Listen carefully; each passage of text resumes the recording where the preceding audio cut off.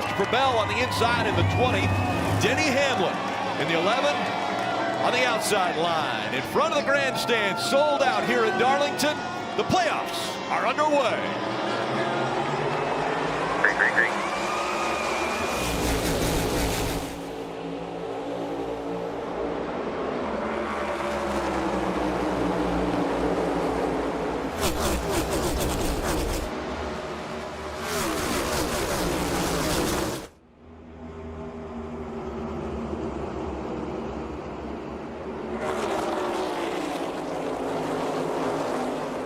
Keselowski making a little bit of movement there to the inside of the 12 of Blaney. Blaney running really tight right there. That's what you got to do, though, to create the momentum. Slow that 6 car down, takes the spot. Blaney brought a ton of speed to this race. In race practice, I thought they were the best car. Let's see what he can get it done all night long. A little further back, we see that McDonald's car of Bubba Wallace trying to make some moves to the front. Tucked right in behind the 9 of Chase Elliott. Setting in for a long one and a very difficult race for these drivers. They'll try to manage those tires the best they can while trying to gain track position. There's Michael McDowell in the 34. Yeah, Rick, that's a great point, managing tires, especially on the start of the race, on restarts. You can push really hard, makes you feel good, but you can eat those tires up. You got to know how hard to push and when to do it.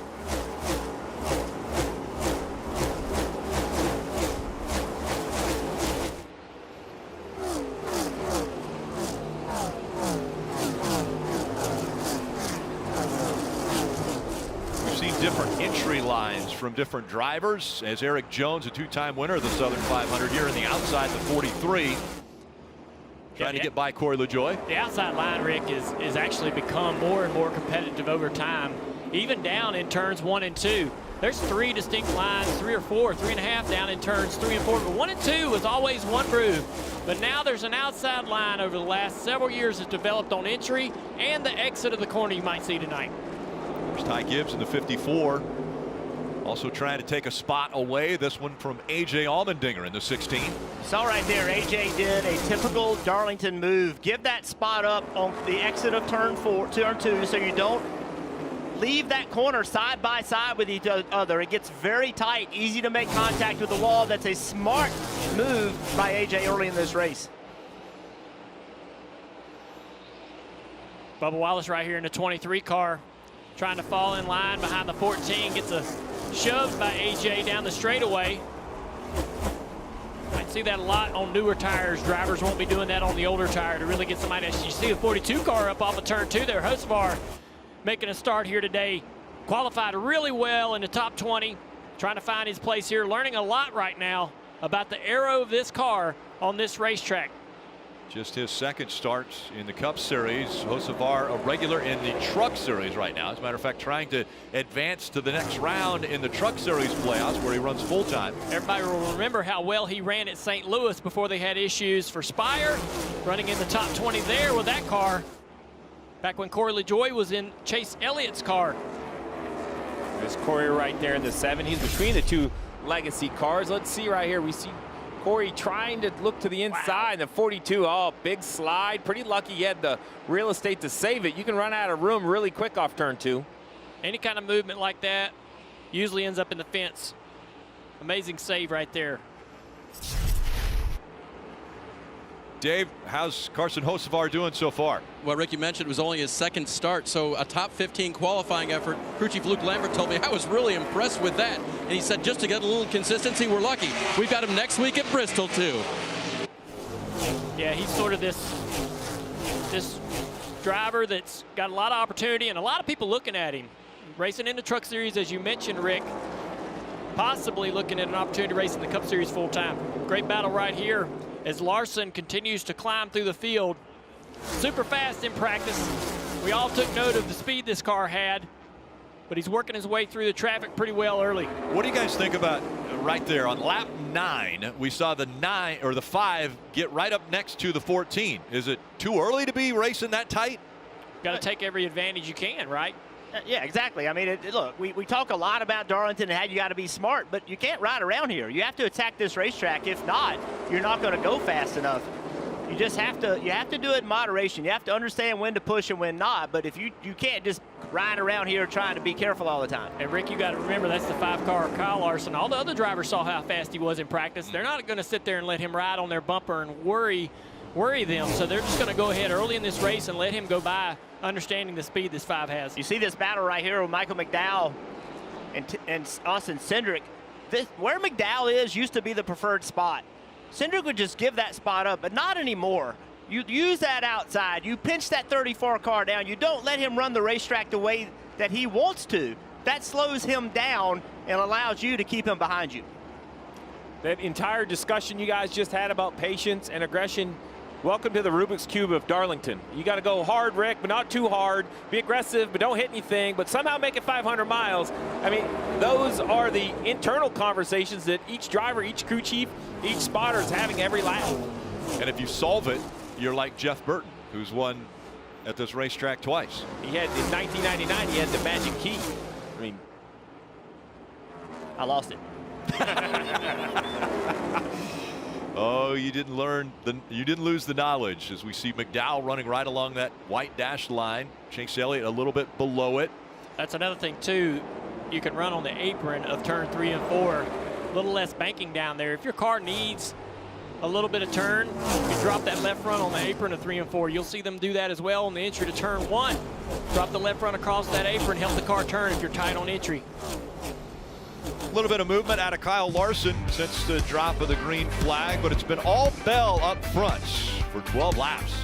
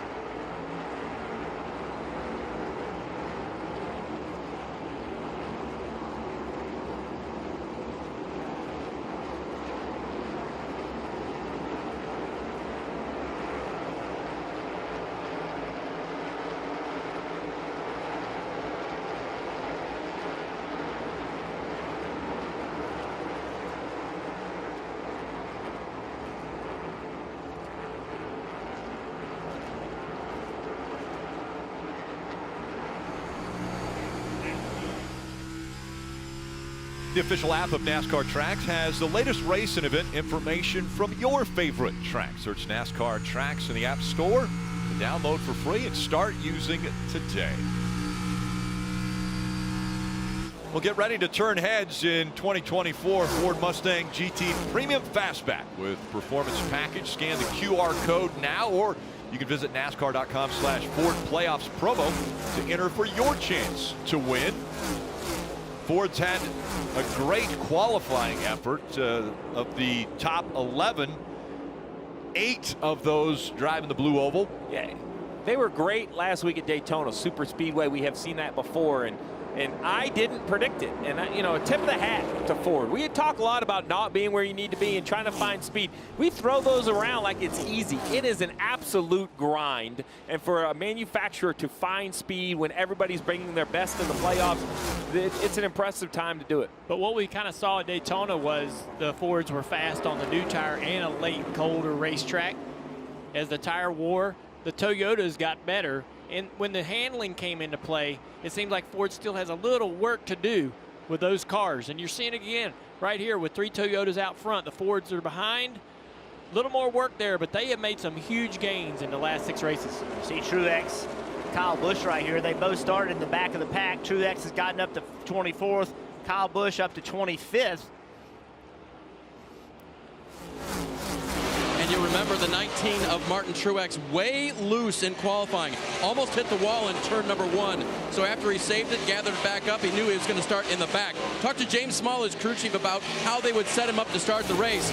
And Steve, you know this. You got to set him up a little free so he can work through traffic. He'll be expecting some mid-race adjustments if he gets out front and in clean air eventually. Absolutely, Dave. You got to have the car turn. You can't just be sitting there waiting for the front tires to work. We talked about, hey, what's the goal for the guys in the back? 115 lap stage. And this is going to sound silly when you're talking about Busch and Truex, but I think it's lead lap. If you can get to the end of stage 1 on the lead lap, starting at the back at Darlington, that is a huge accomplishment. Truex right here is battling Suarez for 24th, but they are 21 seconds behind the leader, 23 laps into this race. Back there in traffic, Marty, you just cannot match the lap time of the leader.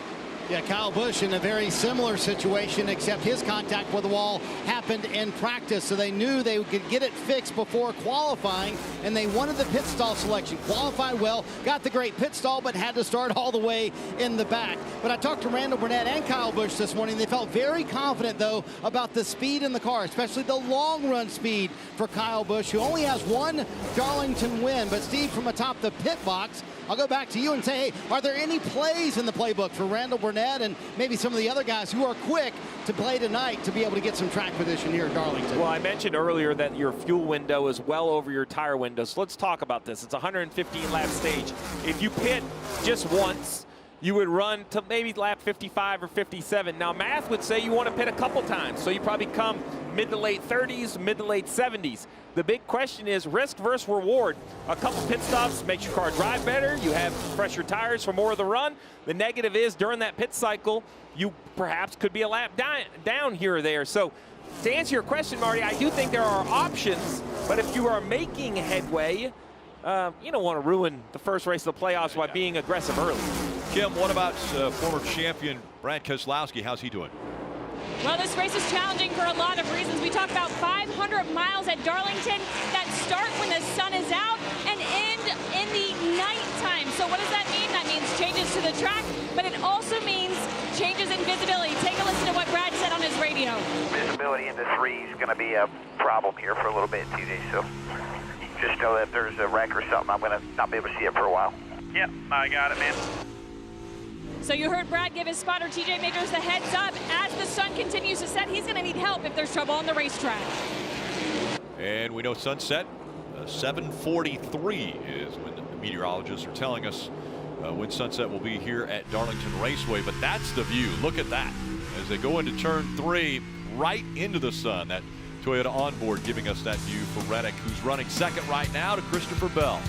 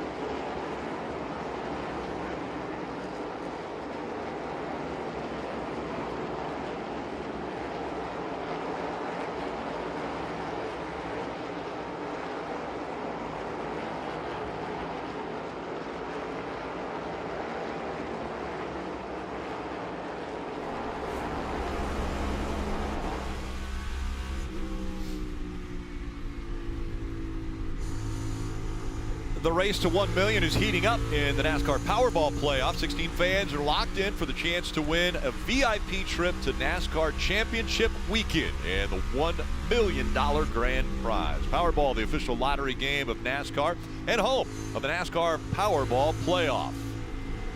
Dave. Michael McDowell is running 18th on track, but he's going to be the first one to come to pit road of the playoff drivers. He said right now for the driver, the car was too tight, not freeing up at all, plowing. That was one of the main reasons he came so early, Kim. Well, Dave, you see the 12 car of Ryan Blaney. He said, I'm tight up the hill into turn 1, a little free when he lifts going into the corners. It's going to be 4 fresh Goodyear tires, Sunoco fuel for Ryan Blaney. His teammate Joey Logano also making a pit stop, also tight going into turn 1, loose off the wall. He really needs something, though, up that hill. Air pressure adjustment for Joey Logano, Dave. Kevin Harvick been working his way toward the top 10, but he's going to need Goodyear tires here and a fill of fuel. He's already gone.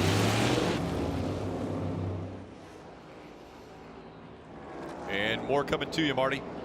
Yeah, coming in a little bit early. You kind of want to make it to lap 38. Like Steve said, Christopher Bell said his car started out a little bit tight, but got better the longer they ran and came to him, which is what they worked on this morning. Denny Hamlin also on pit road said his car was bottoming out early in the run. And also Tyler Reddick here on pit road. And Steve, I have heard a couple of crew chiefs talking about maybe trying to do this on one stop. We'll see if they do that, but these guys clearly fitting here. They'll do this take 1 and 2 stops. Well, much was made about the crew swap for the 21st pit stop. Not good, very slow. 15.5 seconds for Christopher Bell, and he will lose the lead for sure during this pit cycle. Let's see what happens.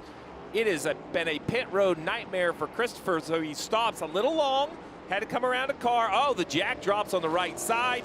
Now he has to find a way to get it jacked back up. Luckily, no damage to the car. Now they move on to the left, but Christopher Bell is snake bit on pit road, Dave.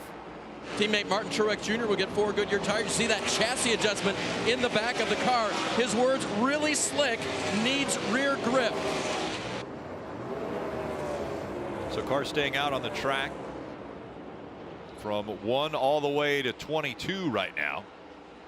As scoring starting to reset, we see Martin Truex Jr. onto pit road. Yaley out there. Was leading, now onto pit road. We're hearing that a speeding penalty for Ricky Stenhouse Jr. He can't make mistakes, Steve. Every playoff driver just said we want to have clean races, clean races. We heard it 100 times this week. The first playoff driver to make a mistake, the 47 Stenhouse, too fast entering, pass through. That'll definitely cost him a lap here at Darlington. Maybe 2. It's a long pit road, and we still have a long time to go in this first stage. That's so disappointing as a driver. You know you got to push it all you can, but, you know, Ricky was clear to us, just what you said. He specifically said, hey, look, we don't have the speed that some others do. We cannot make mistakes. The very first pit stop in the playoffs, make a mistake. That's heartbreaking. Cycling through after everyone's come to pit road. Reddick now up front, Bell running 6th, and he's almost 6 seconds back, Steve. Well, a 15-second pit stop. I mean, we expect sub 10 seconds or around 10 seconds, and you see the gap. Bell, the entire front stretch now behind Reddick, and you see on the left side of the pylon back in 6th. Now, it's still early, but if you're Bell, you have to be asking yourself, man, why me? Why is it, you know, what am I doing, or is there something I need to do? Now, if you're going to have a bad pit stop, better you're first than you're last. I will say that. And watching this 45 right there in front of him, Chastain in the 1 car in danger of going a lap down. That will be interesting to see how hard he can push his car. It's not a situation where you can run 90% or just run hard enough to keep the car out of trouble. He's going to have to give it everything he's got over these next several laps, hoping for a yellow flag, Kim. And talking about Chastain, and we're talking mistakes that you cannot make during the playoffs. Already won for the #1 team on that pit stop. Chastain slid over the line a little bit in his box, had to back it up before the crew could service the car. So mistakes already aplenty for the playoff drivers. That little lap traffic behind Ross is giving him a little bit of time to be able to drive away from Reddick, the leader. Reddick getting held up just a little bit right there. And now he's clear. Denny Hamlin lurking back there behind the 2 lap cars in second place. He's going to the top of the racetrack. He wants to clear them both right here. We might be 3 wide on corner exit. Not going to get that luxury right there. He's going to have a good run down the straightaway. Right in the back of the 38. Gilliland got the big push there, and thanks to Coke Zero Sugar and the onboard camera of Hamlin, we saw it up close and personal. He'll run this high exit, keep that car in clean air, trying to create some momentum down this straightaway. Looks to the inside here, hoping that the 38 is going to lift early and let him have it. He does. Clear, all clear, all clear, all clear, half, quarter. Hamlin will set his sights now on Reddick, see if he can reel him in, but it is a second gap between first and second. 20 car here of Christopher Bell making his way back forward, passing Blaney for 4th position. And you know his frustration level, Steve talked about it. He's very frustrated with his pit stop because he's had them so bad this year, but he cannot let that get in his head. There is still a ton of laps to go right in this race, and you just cannot get too excited. You cannot try to make it up all in one run. You got plenty of time to make it up. Do not let emotions get in the way of success. Marty. And Jeff, it's been a pretty sore subject inside the walls at Joe Gibbs Racing about the 20 pit crew. They really felt like if they had a better pit crew for much of the year, they could have way more wins. So I, too, to your point, Jeff, very interested to see how Christopher Bell reacted. Here was a radio conversation. Still in really good shape here, man. Deep breath, long day. No worries, 1 minute. T5. So that, in essence, was Adam Stevens saying, hey, sorry about that pit stop. Bell saying, hey, no worries at all. A terrific answer from the young driver to say, hey, we're in it together. Early here in the Southern 500, we can recover from this. He knows he's got a great race car, and you see the 4-tire pit stops best crews this season. Ty Gibbs, that 54 team, that's the one now that is pitting the 20 team. So they were 3rd best throughout the season, and they have now moved over to pit for Christopher Bell. Ty Gibbs not in the championship hunt. Also, that calm demeanor from Christopher Bell, let his pit crew know, hey, I'm with you. It's okay. I know we're new together. This is our first race together. I trust you. I believe in you. I'm not going to panic. We're going to fight our way through it. We talk a lot about the pit stops. I mean, you can see having a conversation about the jack, what happened, trying to figure it out. I mean, it looked like it was a pretty clean set. So either the handle itself wasn't tight. I mean, that's good coaching, and with the roster situation, each pit crew used to have their own coach, each car specifically. With the roster situation, now these coaches are kind of spread, right? So if you're the coach for Gibbs, you have to go to multiple teams, check in.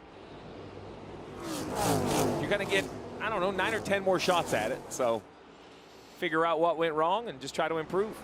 Bell lost 5 seconds on pit road, but he's gained a couple spots back. He's up to 3rd. It's Reddick, Hamlin, and Bell running 1, 2, 3 here at Darlington.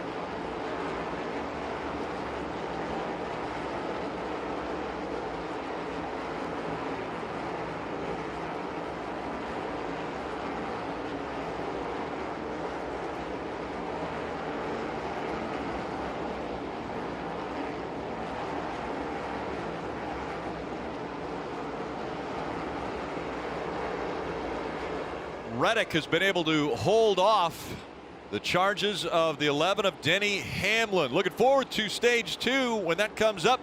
An Earnhardt, a Jarrett, and a Petty will be calling the booth. Dale Earnhardt Jr., Dale Jarrett, and Kyle Petty will have stage 2 in just a little bit. As we take a look at the gap between the 45 and the 11, want to take a look at the Xfinity fastest lap. It's Tyler Reddick that's turned it. It was lap 2, 29.24 seconds, averaging over 168 miles an hour around this racetrack. Marty mentioned earlier in the pre-race show, this track was built back in 1950. They expected speed somewhere in the realm of about 80 miles an hour. Well, we're going 80 miles an hour faster than what this track was built for. Marty. Boy, Rick, that spoiler cam is so cool here at Darlington for Tyler Reddick. Thanks to Toyota for providing that. You can also see the sunset going into turn 3, as we heard earlier. That certainly will be an issue. This has not been a problem for Billy Scott as crew chief or Tyler Reddick all year long. They have had speed, but Reddick told me earlier this week, what we haven't had is execution. We have calmed that down a little bit. They've been better on pit road. They've stopped giving up spots on pit road and stopped having mistakes over the last few weeks. But Steve, you know as well as anyone, you cannot afford that as a driver here in the playoffs. Reddick gave a speech to his pit crew this week, said, hey guys, I don't need anything spectacular, just don't do anything bad here in the playoffs. I mean, that's the struggle, right? What's the balance? You know, we've had a bunch of drivers tell us this week, if I only lost one spot on every pit stop and never had issues, catastrophic issues, I'd be okay with it. And I think that's really the fear of all these drivers. These pit stops have become so fast that there's just, it's a real timing sequence. It's choreographed to the point where if anything goes a little askew, it completely goes off the rails and you lose 5 seconds like we saw with Bell.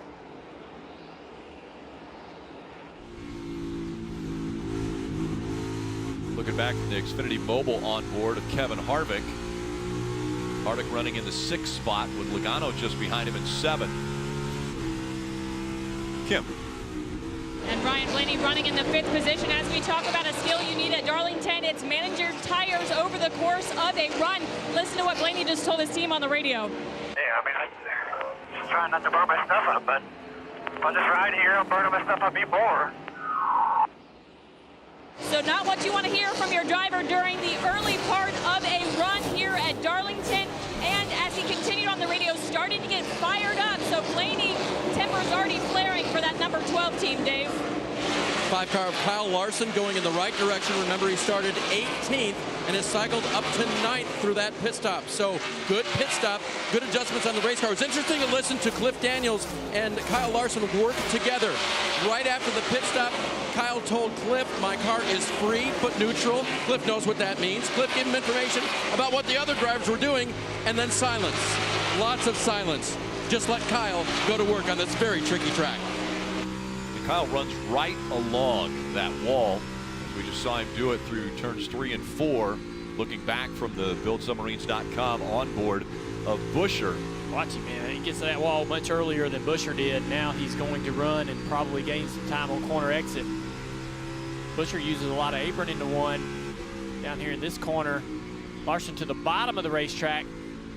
Larson now on that apron, sliding up a little bit. Not going to be able to get there, I don't believe. Great watching these RFK cars in the playoffs. Jack Roush's been a big part of racing for a long time. See right there, Blaney putting a lot of pressure on Keselowski. Keselowski got a little bit loose, but still able to hold the pressure, hold the position. I have to imagine that Blaney would love to get in front of the 6 just for the cleaner air. He's kind of trapped right here and always in dirty air behind the 6 lap after lap. If he calms down, backs up, takes care of his stuff, he's getting pressure from behind from Kevin Harvick, who's running really well today in that 4 car. Steve, after we saw all the drivers come on lap 32, 33, 30 was the earliest that we saw anybody come. But after we see that, now is it the first guy that comes that brings everybody else to pit road? I mean, are we going to see that around lap 70 or 75 maybe? Well, so you figure you're going to run, you know, I thought they would run to about 38. They came a little bit early because now it's somewhere you have to break this up. You have to find some extra laps. So I would imagine they're going to try to run this set of tires just a little bit further, just to kind of everyone's settled in. So I think 70-ish is probably what you're looking for, 70 to 75. It really depends on what your balance is and where you're at in traffic. If you're stuck, like Reddick is right here behind Chastain, he might come a lap earlier just to try to jump in front of Chastain on the pit cycle. Again, the mover since the start of the race, Kyle Busch has made up the most spots, 16. He's currently running 19th. Everyone chasing Reddick.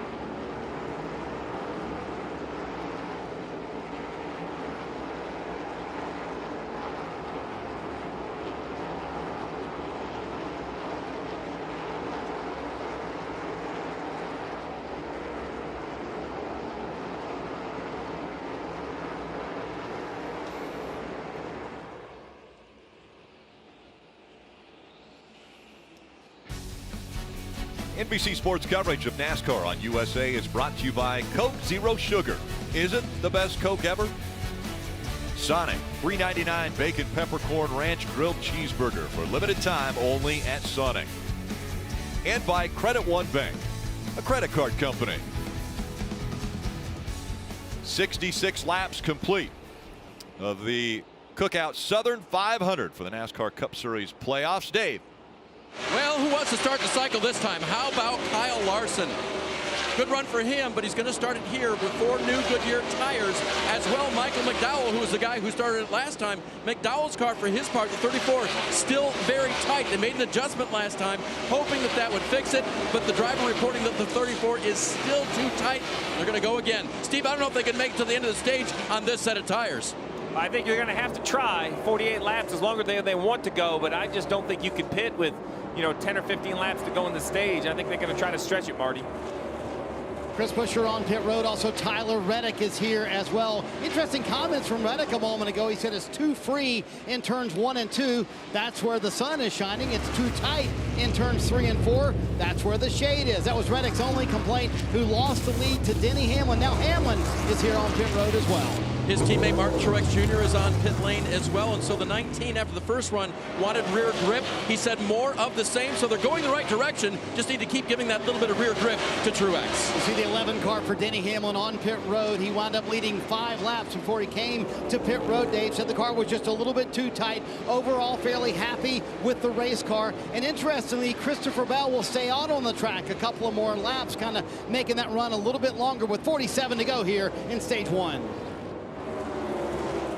There's Seabell up front, and the playoff drivers, they have the yellow line with the triangle underneath their names. Those are all the playoff drivers and how we'll indicate them on the left side of your screen. And also we're seeing Almirola, Wallace, they're on pit road. Dave. He had a four-wheel slide going early in the race, adjusted for that on the first set of new tires and the first fill of fuel. They're going to have to do a little bit more for him this time, but the 23 going in the right direction. Wallace brings it to a stop in his pit lane to the attention of his crew. As for the 24, William Byron, crew chief told him, I need you to keep digging and get a little bit more. That was when he had clean air. Make hay when you can, when there are no cars around you. Byron tried to get some faster laps right there, Marty. Yeah, Dave Byron making his way up from the back. So was Kyle Busch as well. So the car was a little bit freer on this run for the 18, but trying to make progress from the back of the track. Christopher Bell has not pitted yet, but he will come this next lap. Saw a little issue on the right front there of Bubba Wallace. Here comes Seabelt as he's on pit road now. Again, he has that #1 pit stall all the way at the end of pit road and the better pit crew. Of course, they had an issue on the first stop. The jack man dropped the jack on the right side. Marty. And the pit crew, who was Ty Gibbs' pit crew for much of the year, the #3 ranked pit crew, as we mentioned earlier, had a little meeting before this stop happened. Should be the last stop here in stage 1. We'll see if they perform better. Coming a few laps later than everybody else. We'll see if those fresher Goodyear tires later in the run will help. So far, clean on the right side for that team, and then the left side, we'll see if that goes clean as well. Bell said the car was just a little bit too free. Much better stop for the 20 bunch this time. Going to feel good to get that one behind the 20. A nice smooth stop. The 23 of Bubba Wallace, not so fortunate. Driver's in a little long. You're going to see the right front goes on, but now right here, he starts messing with the hose because it's stuck, I believe, under the left front. So he's going to kind of go around. You see the hose is balled up. We're going to jack up the left side. So a little bit slow for the 23, and also we'll keep an eye on it. You know, if that hose was pinched in a certain way, just like your garden hose, it can limit how much water comes out of it. Well, with the air hose, same way. If it's pinched off, maybe you don't have the same pressure to the gun. We'll have to keep an eye to make sure that right front stays tight for Bubba Wallace. Remember, the gap was about a half a second between Reddick and Hamlin. Hamlin had gotten in front of Reddick. Now Reddick in front of Hamlin by a second. And you look at that column and look in third place. The car to come to pit road first. Larson has leapfrogged so many cars now. Up that leaderboard comes that 5 car. Let's see what Bell can do as well as he's trying to move up. Also, he's currently in the 9th spot. 10 seconds behind from Reddick. Dave. Rick, we saw Kyle Larson start this cycle of pit stops, and Steve, I wondered at the end of it whether they were going to have to go to the end. Listen to Cliff Daniels. The first 2 stints were 33 laps apiece. This one is going to be 49. You're going a good bit longer. Make it last. 33, 33, and now 49. Make it last. Well, so that's why when you see Christopher Bell, who ran long, why is he doing that? Well, Larson made up a ton of time, currently in the 3rd position, because he came early at lap 66. Bell, all the way down in the 8th position, came at 71, 5 laps later. It absolutely cost him a ton of time on the racetrack. You wonder, though, you know, it's easy to say we're going to go 49 laps, but can you? Will the tires make it, and do they continue to slow down, or they literally just fall off a cliff? We have seen tires just get so worn here, Marty, where you start losing seconds on the racetrack. And Steve, if you're a fan at home sitting hearing that, you go 5 laps, what's the big deal? At Darlington, it could mean everything. And that's what Adam Stevens told Christopher Bell. This will help us on the back end of the run. Pretty much every lap since Bell has been on the racetrack, he's been the fastest car. Came out, I believe it was in the 10th position, already up to 7th, the fastest car on that lap as well. We'll see if Bell can get to the lead. 49 or 40 laps to go here in stage 1. And remember, stage points are given at the end of each stage. So when stage 1 ends, you've got a lot of playoff drivers that are fighting for points to make sure they advance to the next round.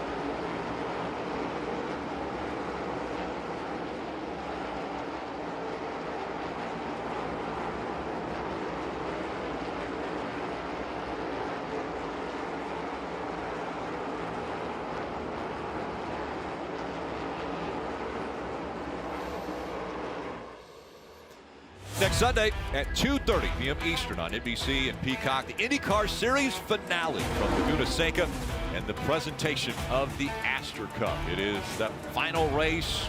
If you were watching just before the start of our race at Portland, it ended with Alex Palou getting that W, and he clinched the IndyCar championship. Again, that'll be on NBC and Peacock, the season finale at Laguna Seca. All smiles for Palou. His second championship as we watch now. Reddick out front has a 1.7 second lead over Hamlin, but I think all eyes right now are on Bell, and can he catch him? Well, so Reddick jumped Hamlin, or leapfrogged over Hamlin on the pit stop. The other thing that happened in the pit cycle, we saw Stenhouse sped in the first cycle. He's a lap down, but Chastain did such a great job running in front of the leaders, but during the green flag cycle, he was passed. So he's currently in 25th, a lap down. Not a big issue. Still early in the race. He just needs to make sure he stays only one lap down and work his way into stage 2. He's going to try to get by Austin Dillon, who is the highest scored lap down car, which would be eligible for the free pass if a caution were to come out. Kim. We talked about how Christopher Bell now has Ty Gibbs' crew from the regular season. So I talked to Chris Gale, the crew chief for Ty Gibbs, on what that means for their team. How do you approach the next 10 races? You missed the playoffs, you had high hopes for that, and now your pit crew has been taken from you. And he said that Ty has really stepped up and taken ownership over the new pit crew. When your name's on the building, he said, people place expectations on you, and in this case, Ty has stepped up. They've done a lot of reps together already because Ty drives a lot of the pit stop practices. And then for Chris, on the crew chief side, he said he has done a lot of this work this week with the new team, sorting out choreography, making notes for himself, how he communicates to that new crew, the expectations. Their goal is they want the organization to rethink this pit crew switch. Ty again with the yellow stripe on the bumper, indicating his rookie status in the Cup Series after winning the Xfinity Series championship a year ago. This is the longest green flag run at Darlington in the last 5 years, and it's really putting some drivers in jeopardy here. We saw the 47 of Stenhouse. He had a speeding penalty. He got a lap down. The 34 of McDowell. He started well. He was in the top 10, but not the speed that he needs. And this green flag run has not given them a chance to get to pit road. Well, not far behind him is the leader Reddick, so he is fighting to stay in the lead lap here. Really haven't had too many cars up in the wall just yet. Joe Logano might have brushed the fence here a couple laps ago. But so far, everybody's been able to stay out of the wall. That really creates a lot of problems. Joey struggled on this run, losing a few spots over probably the last 50 or 60 laps, struggling with the balance of the race car, Kim. That's right, Dale. He said, I'm just way too loose this run, and confirmed he did scrape the top of the right rear in 1 and 2.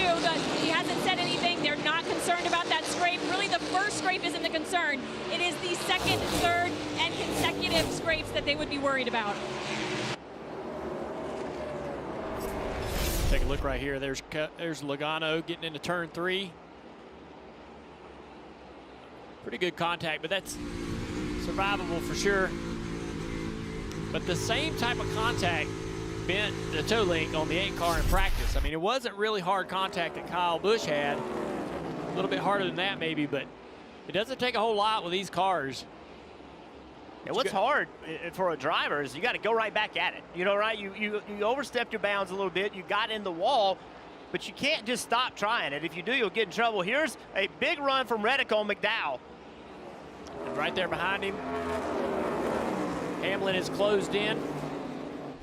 Yeah, what was a 1 second gap is now down to nothing. Hamlin right on the inside of the 45 now for the lead. Just the 45, good behind. And right behind these guys is the 1 of Chastain, and then the 5 car and the 4 car of Harvick. All these cars within 2 seconds of each other. What a run Larson has made to get up here after starting 18th today. That tells you, Rick, how good the 5 is, but also the 4. I mean, like Burton said, green flag since we started this race. And the 4 and the 5 have stayed right there within 2 seconds of leaders. Pretty incredible. Whatever you leave behind. 25 still to go in stage 1, and it has been green. As we see the door-to-door, side-by-side for the lead. Hamlin on the inside, Reddick on that outside line. That outside 1 and 2 is a good place to race, man. But Reddick's going to let him have it. Smart move. Better not race the boss man this early in stage 1. He's got a faster car. Let him go up there and lap some people. Keep that 45 car out of the fence and in the top 3 or top 5 at least. McDowell now a lap down. He's running 24th. Suarez is the next car on the lead lap that could go a lap down, running in the 23rd position. Yeah, we saw Logano. We saw him get in the wall. It didn't look like much contact, but he does not have the speed he had before. You know, the leaders ran 30, you know, we're running 32 flats. It's saying sideways, so it's very loose. Now, I don't know if the contact made the car loose or if he was loose and that's why he had the contact, but this car does not have the speed before he hit the wall. Well, and that's what Dale was talking about, right? You mentioned how it bent the toe link on the 8. And, you know, it doesn't have to be a failure. You know, you don't have to hit that toe link and get it so far that it bends and you have to come and change it. But if you tweak it just a little bit, I mean, these type of settings are very specific and very important to the balance. So if you bend it just a little, it could change the entire balance of the race car. You see the 5 car Larson is finally clear of the 1. Let's take a look here at these two going at it. Off of turn 4. Larson gets into the left rear quarter panel. Just hard racing. Right there. Little contact, but Larson will then eventually find his way around, and now there is really nothing between him and second place. He's running Reddick down. Hamlin, though, driving away. Let's listen to what the 5 teams talking about. Go tell Brandon, like, what the spot, Ross? Me. I told him. So remember, this is the track where, you know, the 5 and the 1 got together, and then Rick Hendrick in the media center basically had some comments about how Chastain was driving. This is what it looked like. We talked to Chastain about this, and he said the mistake he made is he had a winning car early in the race. Got into the wall, much like Logano Jr., right? And he damaged his car, and it was just never quite as good. And he didn't accept the fact that he might not have had a winning car anymore, and he just overdrove it. Made the mistake, admitted the mistake, but then Rick Hendrick got in the media center. He doesn't say much, but then he questioned Chastain, and he doesn't seem to have been the same driver since. Yeah, well, I know that, you know, they want the 5 or the 1 to get out of the way, but he's trying to race for the free pass should we get a yellow. He's still the last car, or the first car 1 lap down. Suarez, his teammate, is battling in front of the leaders as hard as he can, trying to stay on the lead lap. And so Ross can see all of this out the windshield. He can't see nothing down the back straightaway because of the sun, but right there he sees all that. He sees his teammate right in front of the leaders. He sees the leaders racing hard, and he wants to stay within shouting distance of being able to get back on the lead lap. About a half hour until they won't have to worry about the sun in their eyes going into turn 3. Denny Hamlin out in front. He's led 11 laps.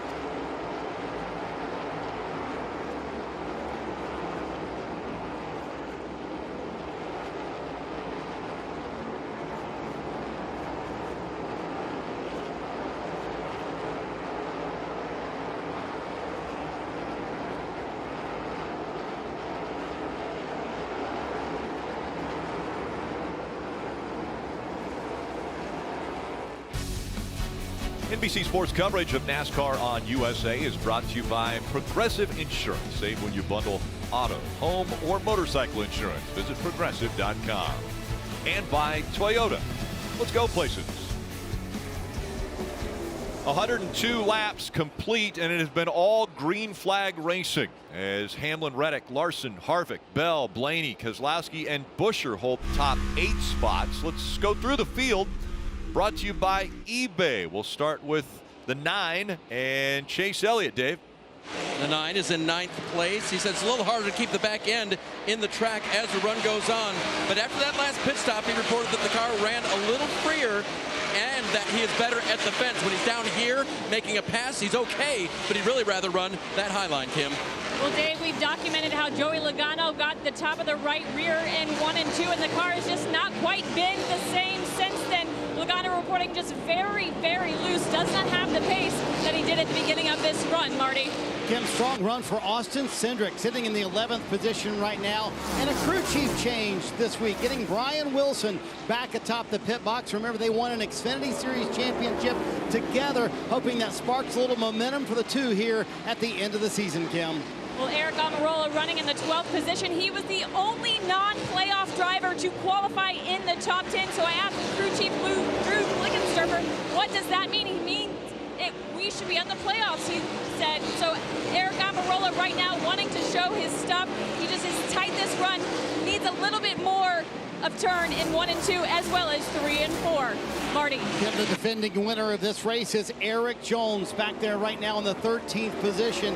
And he said, we want to finish the season strong, certainly. So what we've done is we've kind of focused on racetracks where we know we can go run and run well. This was one of those for Eric Jones and Legacy Motor Club, right now sitting in the 13th spot, Kim. As we talk about non-playoff drivers' goals for the end of the week, we have to mention A.J. Allmendinger running in the 14th position. For them, the next 10 races offer them an opportunity to get better as a team and an organization for next year. Build their notebooks. And right now, A.J. Allmendinger saying he's just burned off the rears of that race car, Dave. Behind Allmendinger, there goes Bubba Wallace to move to the inside. His crew chief, Booty Barker, told me this morning that we are ready for anything. Boy, that's close. Bubba's going to make the pass. He said, because we are serious. Then he paused. He said, well, we've always been serious. We're just more focused now. And we feel like the 23 is going to go far in the playoffs this year. Back jumping behind Allmendinger now, we'll find the 24 of William Byron. He reported most recently to his team that as long as I have clean air, I'm running better. Unfortunately, you can't always get that here at Darlington.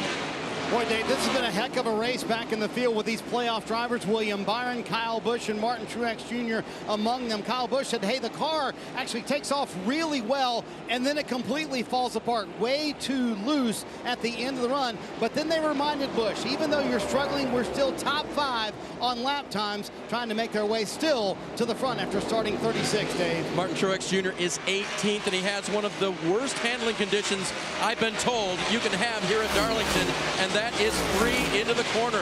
That's what he's battling. So every time he heads down the straightaway and goes into that corner, that car turns too much, gets a little bit out of shape.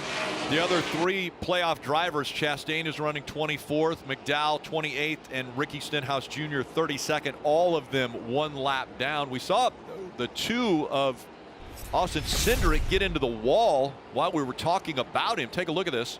Yeah, he kind of chased the 10 right directly in that arrow wash. Got up the racetrack. They're all stacked up behind McDowell and Logano.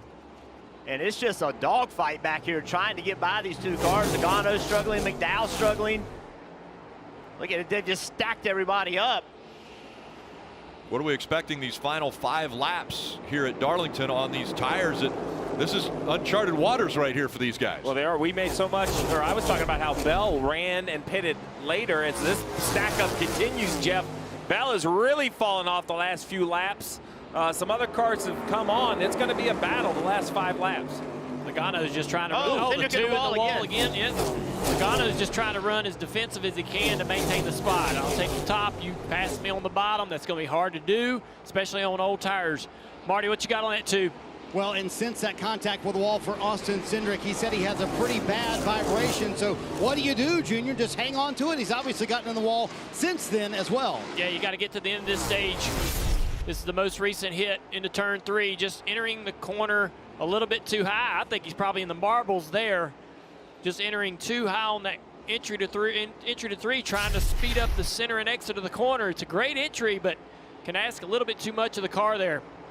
Under 4 laps to go in stage 1. Again, stage points paid at the end of stage 1 to the top 10. And again, playoff drivers fighting for every point so that they can advance into the next round. As we see, Larson has closed the gap on Reddick.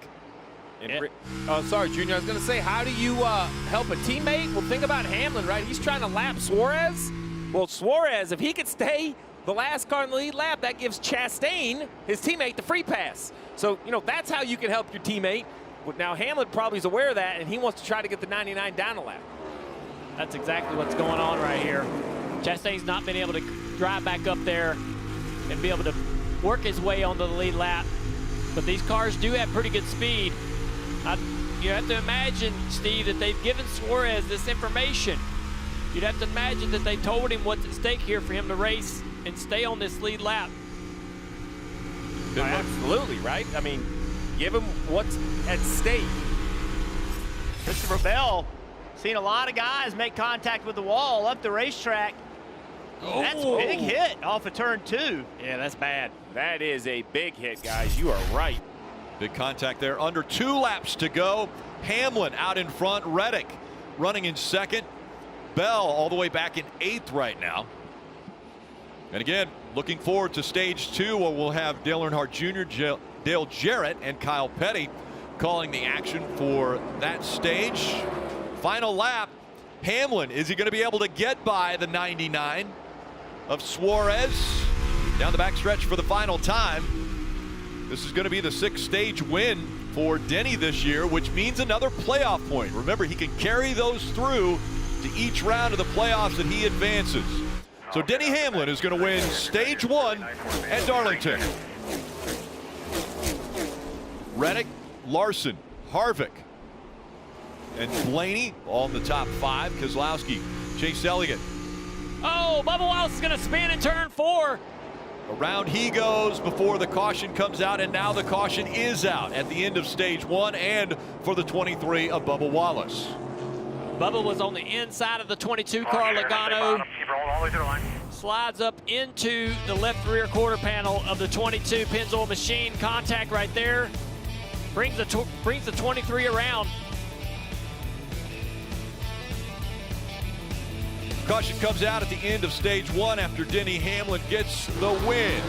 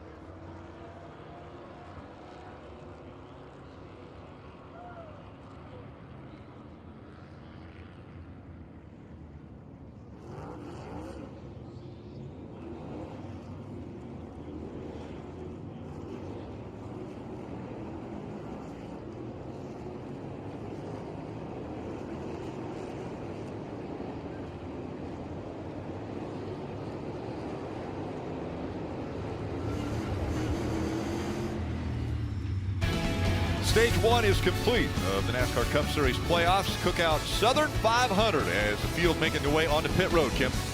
Ryan Blaney finishes at stage P5. He said, I'm getting free or I'm in a four-wheel drift, but the back goes first. I think we need to tighten it up just a little bit. Top left, 4 tires, Sunoco fuel, air pressure, Dave. Top right, you see Kyle Larson. He made those tires last 49 laps, but he said it is going to the free side. Cliff Daniels making an adjustment for that, Marty. Dave, Denny Hamlin said he's still too tight. The longer the run goes, they get pretty good, though. But then Chris Gabehart said, I think the track is going to free up, so they decided leave it alone for the 11. Hamlin did want more water. 115 straight green flag laps there in stage 1. Tyler Reddick said car was a little bit too tight on the entry of 1. Looser, longer they ran. The 20 car, Christopher Bell here on pit road, said he got on the marbles. That's what made him hit the wall. And the 20 loses a few spots on that stop, Rick. So you see the top 5 holding position, and then a little track gained on pit road for Chase Elliott, Buescher, and Almirola.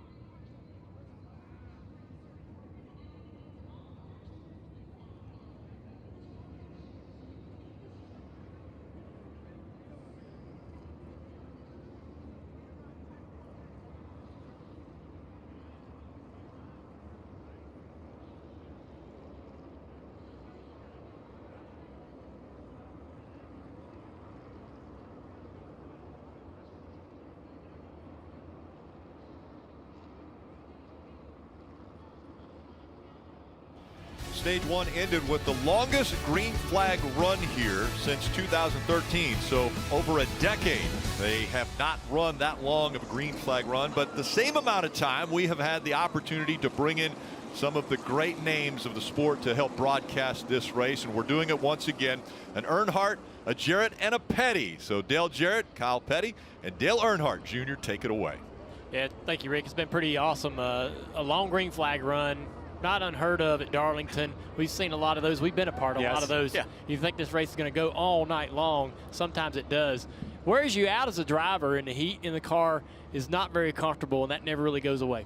Yeah, listen, it's not going away, and if your car's driving bad, it's not getting better either. And that's what we saw in this first segment. I think we saw cars that were good in the first segment, and they stretched that lead. They were in the catbird seat. Those guys that were bad, man. I'm glad I'm in the booth with y'all two guys, not one of these race cars. Yeah, and you could see over those last 20 to 25 laps, more and more cars. You kept talking about getting into the fence and causing damage. And now, we're seeing extra pit stops or longer pit stops to try to repair some of that. So this is just going to continue through the night. I don't expect them to run another 115 green flag laps, and they're really hoping they don't. They don't want to be involved in an accident, but they hope that it doesn't go that long. Yeah. Well, the race has been in the control of the Toyotas with Denny Hamlin and Tyler Reddick up front. Larson, though, has drove through the field to put himself up in the top 5, Kevin Harvick is a bit of a surprise to me, driving that number 4 in his final season. He's having a terrific race tonight. He is having a great race, and Kevin Harvick is somebody that knows how to get 500 miles out of his car and himself here. I think Kyle Larson, I believe, has not shown the 2 Toyotas exactly what he has. I think he's taken a little page out of Denny Hamlin's book that we saw yesterday in the Xfinity race, and we've seen Denny here in the past where he just kind of hangs around. You know, sometimes when you have a really fast car, I learned this the hard way against Jeff Gordon at Rockingham. He beat me about 3 times when I thought I had the fastest car, and I wouldn't work on my car. He would work on his and then get better and go by. I told Dale yesterday, driving for Leonard Wood, we both drove for the Wood brothers, and Leonard said they were here one time, and Pearson was running, and Leonard said, "Is there something wrong?" And he said, "No, it's just not time to show them what I got yet." You know what I mean? And I think that's what Dale's talking about when he's talking about Kyle Larson and Denny Hamlin. They don't show it until it's time.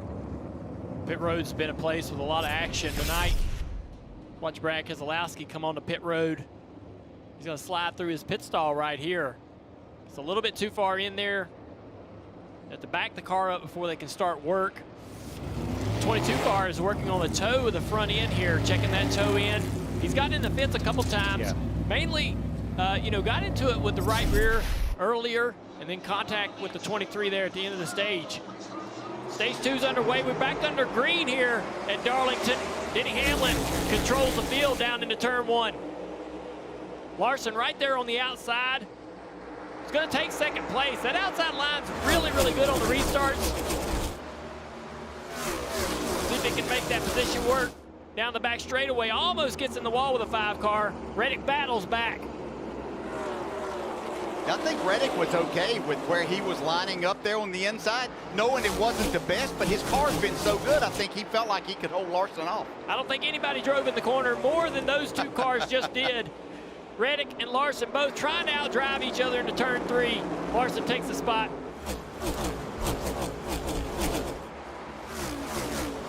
Great battle right here, that 43 Eric Jones. He's hung in there in the top 20, top 15 throughout the night.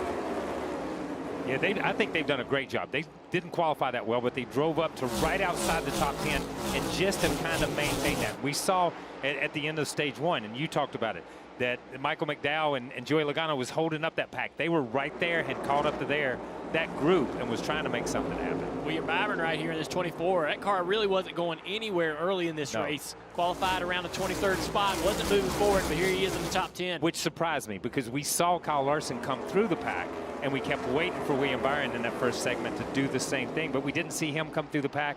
We didn't see Martin Truex drive up to the front like we thought we were. So this is a different race. Now we talk about running 115 laps under green. This is the second 115 lap race. Yeah, we got to see here what's Christopher Bell's car like. You mentioned, you brought it up. He hit the wall right there at the end of stage 1, and I think it's affected him a lot. Martin Truex Jr. Just went by Bell, as did Brad Keselowski. Yeah, he said he didn't feel like he had any issues, but that was on the older tire, right? Yeah. Put a new tire on this car, get everybody firing off hard and fast.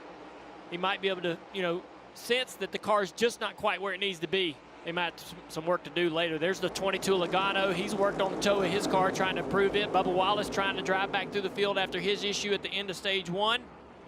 Trying to get around Carson Hocevar here in the 42. Carson's done a great job tonight. Has done a great job. And you go back to Joey Logano. Those guys had an opportunity at the end of stage 1 to take a break and work on their car. Bale had no idea what his car was going to feel like on new tires, so he has to start this before he really even knows what to tell his crew to fix. Kim?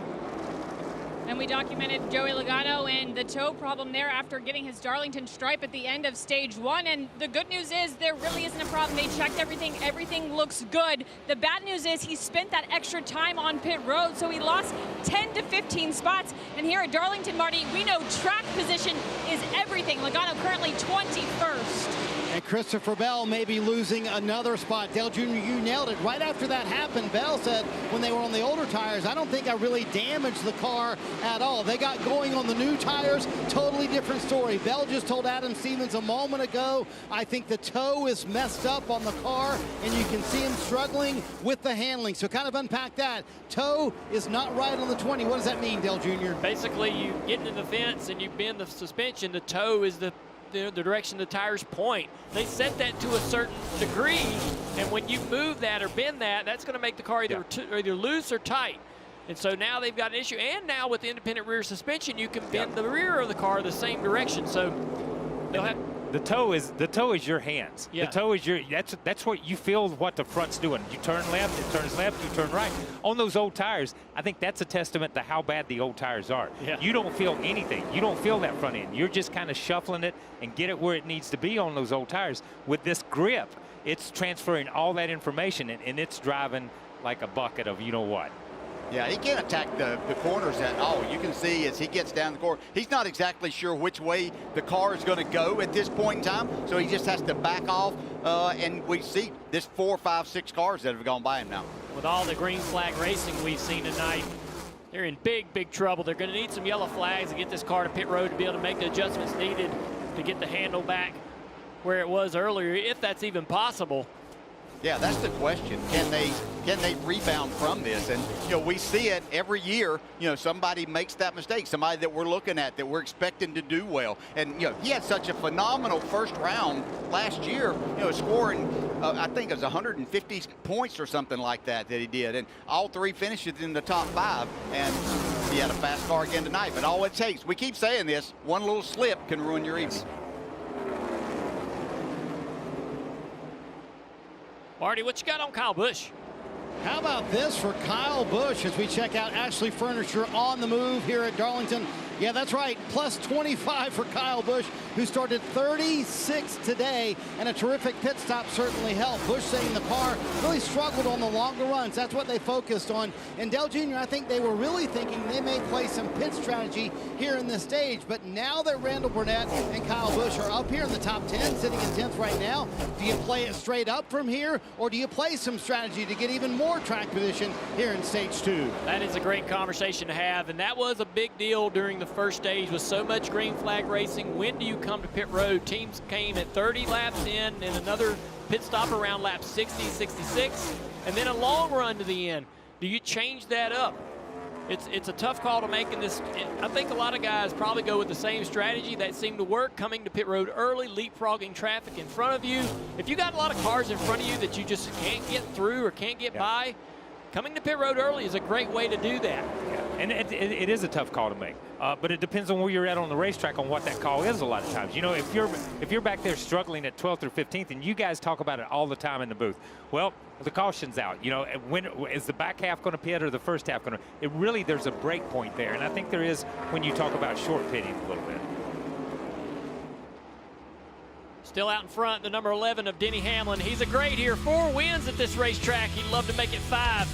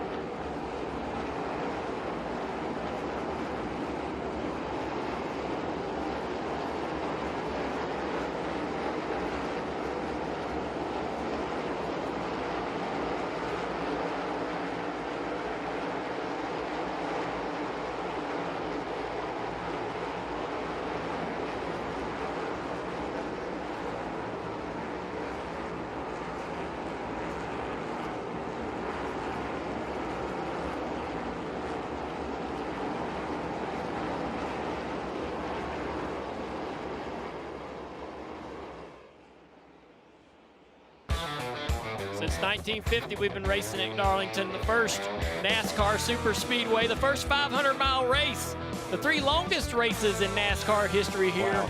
Pretty incredible things have happened at this racetrack as well. I think your dad, Ned Jarrett, won by 14 laps here one time. He did, yes, yeah. I think, yeah, we always talk about records are made to be broken. I don't know I don't foresee that one ever getting broken. Yeah, Ned still swears that's the greatest race ever run here.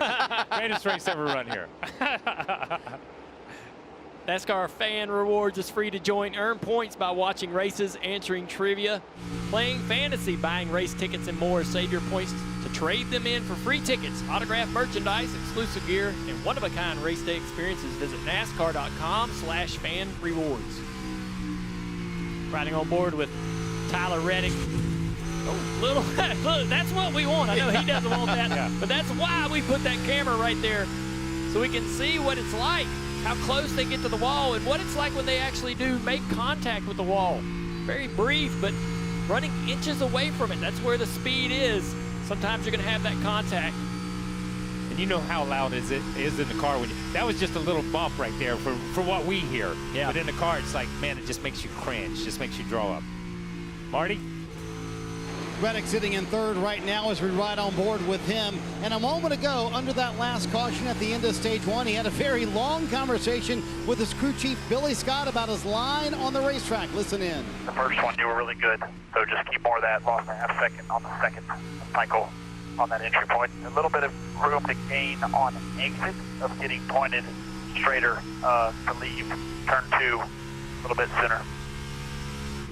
All right, DJ and KP, so all that information is coming from live telemetry that Billy Scott sees, and he sees what everybody else does. You guys didn't have all that information when you were behind the wheel. Would you want that much detail or not? No, that's about time that I turned my radio off whenever they started. Yeah, their job during my time of driving a car, the crew chief job was to take information, try to make my car better, and I'm not up. It wasn't that I couldn't take criticism, but don't tell me how to drive a race car when you haven't done it. You have no idea. I understand they're seeing a lot there, but no. That is one of the interesting things about today's NASCAR is that the teams do see so much of what your competitors are doing. Yeah. And yes, you would want to know some of that information, but it would be so hard as a driver not to take it the wrong way, right? As, hey, he's doing this better than you're doing it. And that would be tough to handle sometimes, especially when the car's not doing what you want it to do, and you're like, hey, it's not me. That's my point. Yeah. I'm gonna say, why didn't you fix it so I could drive it like that? That's right. Yeah. You know, and that's the whole point. We're watching, as you watch Tyler Reddick here, and that shot is a great shot up against the wall with the split screen with the driver's hands inside. You see how little he makes a movement on the steering wheel. Look, and he's running inches off the wall. We didn't have that advantage. We had manual boxes. We had about a round and a half of play in it. It felt like it was a totally different feel. And I listen to what goes on today, and the spotters tell the guys how to drive the cars. The engineers tell the drivers, the crew chiefs, but they have so much more information than we had. The computer in the car was Dale Jr. The computer in the car was Dale Jarrett. You had to take what they said for a fact and try to work with that. A couple of cars having some great runs in the backside of the top 10. Eric Almirola in the 16 at Allmendinger, but this car right here running in 11th, the 43 of Eric Jones. He's slowly working his way back toward the front of the field. Remember what happened here last year? He shocked the sport, in my opinion. I mean, I know this kid's good, but for this team to do what they did last year and come in here and win this race, pretty incredible. They got great speed tonight. I think he's a smart little race car driver. Could be another one that's not showing us everything he's got. For sure. This is a team and this is a driver that loves this place. And you guys know, if you go to a racetrack you love, it takes it to a different level. And we saw the flashback from last week, or from last year. It's the 11 car running up front and the 8 car at that time of Tyler Reddick running up front. So it's the same guys back again this year. Eric Jones just moved around. Kyle Busch, another strong car for that 11th position. Got a couple cars down on pit road. Kim. And Brad Keselowski looking for a good stop after he slid through his box on the last stop. He said, I'm not as good as I was during the first part of the race. I need more rear security. 4 tire Sunoco fuel air pressure for Brad Keselowski. Brad will start the cycle. Should bring a lot more cars back to pit road. Kim, what you got here? Eric Almirola said, I'm trying to take care of it a little bit more. This run's still a little bit tight, but as the run goes on, building more free. So looking for just more rear security as the later the run goes for Eric Almirola. There's the 5-car Larson from second place, Dave. That tricky pit entry, he hits it just fine under green. So Kyle Larson giving little bits of information to the crew as he goes through that run. Little free here, little tight there as the laps wind down. He'll get 4 Goodyear tires here and fuel, Kim. Ryan Blaney on the bottom of your screen, he said, I'm struggling with corner entry and exit speed, and I just really need more rear security. That back end just wants to skate out. 4 tires for Ryan Blaney, Marty. You see Chris Buescher, he's won 3 of the last 5 races, has worked his way up into the top 7 during that run, saying the car just a little bit too tight. A lot of teams talking about how this track will transition. The sun is now set. We'll see what that does to the handling of the cars, Kim. And they checked the toe on Joey Logano's the last stop, but he came on the radio right before this series of green flag pit stops, said something is wrong here. I feel like the toe link might actually have some damage. Dave. Also, go ahead, Marty. Denny Hamlin happy with the handling of his race car, saying it's really good on the longer runs. I think they were thinking about a one-stop strategy here in stage 2, but clearly making a 2-stop strategy now for Hamlin, who pitted from the lead. You see Kyle Busch right behind him as well, said he lost all grip off the corner, Dave. Bubba Wallace back on pit road. His crew trying to get a little better stop than the one we showed before. That was a good stop. And as for Bubba, his head is back in the game. That's what Booty Barker did after the last time when Bubba spun before the end of stage 1. Fixed the car, but also helped fix the driver a bit.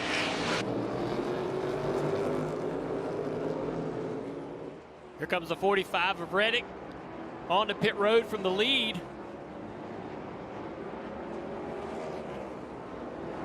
Here's the 1-car Ross Chastain leaving his pit stall. Marty, what you got? Tyler Reddick coming down pit road, ran 3rd for much of that run. His owner and also Toyota teammate Denny Hamlin had the lead, and Kyle Larson was in 2nd for much of that run. Reddick saying the car just falls up a little bit too much towards the end of the run. That's their biggest issue, kind of what they struggle with all day long. We'll see where these green flag stops cycle out. And an interesting move by Adam Stevens. He is leaving Christopher Bell out as long as he can, hoping they can catch a caution. Remember, Bell had that contact with the wall, car not handling the way he wants, so hoping for a caution. That's a really desperate move for that team to do that. That strategy has not been tried today. Dave, what you got on this 19 car coming to pit Junior, road? we talked about mistakes in round 1, teams that get a poor start as opposed to a good start. Will this end Martin Truex's decent day? Loose wheel, he's back on pit road. They're going to have to attend to that. We'll see where that cycles him out. It's still a long way to go, but this is a hiccup for them. When you have long green flag runs like this, pit road mistakes are going to set you so far behind. And the minimal cautions that we may have in that final stage, if any, will be the opportunities that you'll have to be able to get yourself back into the game. Tough situation for the 19 car Martin Truex Jr. Christopher Bell still on the track, not the pit road yet. Denny Hamlin in 2nd, Larson, Harvick, Byron.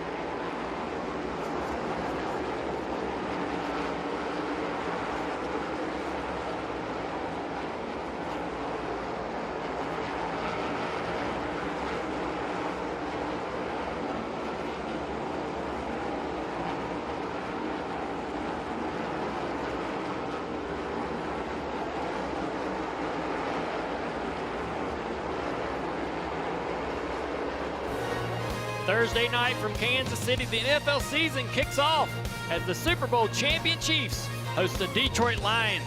Coverage begins at 7 p.m. Eastern on NBC and Peacock. Back at Darlington, riding on board with Denny Hamlin, the leader. When we went to commercial, Christopher Bell was leading. He has now came to pit road. Actually, he's not come to pit road yet. He's dropping back through the field, actually being passed by the leader, Larson, Harvick, and Byron as well. There's the 20 car on the racetrack. Trying to find him in the lineup there. But they're staying on the racetrack, hoping for a yellow. And I don't know how you recover from this if this does not work, right? You're going to lose so much track position when you actually do come to pit road. Yes, you'll have a fast car. Marty, what you think? Well, I think Adam Stevens felt like this was his only play, Junior, to be able to leave Bell out, hopefully get a caution and see what happens. They were about to go down a lap anyway on the racetrack. He said, "How can I help you?" Bell responded by saying, "Loosen it up. A bunch. It's way too tight with that toe not in the right position." So, I want to talk about this, Junior. Bell came into the playoffs, and we talked to him this week saying, we cannot have any mistakes. Much of that focus was on the pit crew, but Bell will admit he's made a few mistakes this year. You can't have mistakes in race one of the playoffs, and you got to wonder, Junior, how that's going to affect their psyche moving forward in these playoffs. I don't know. He's moving to the inside of the racetrack right here. I don't know if that's a sign to the cars behind him that he's thinking to come to pit road. It looks like it is. He's going to finally come to pit road now. 49 laps into the stage. So if he splits the stage in half, he has to go 65 laps. Yeah, he's going to come close to being 2 laps down by the time he finishes this, Marty. Yeah, and that's a problem. That's what Junior was mentioning. He's going to lose so much time here on the racetrack, but Adam Stevens thought, why not? Let's see what we can get done.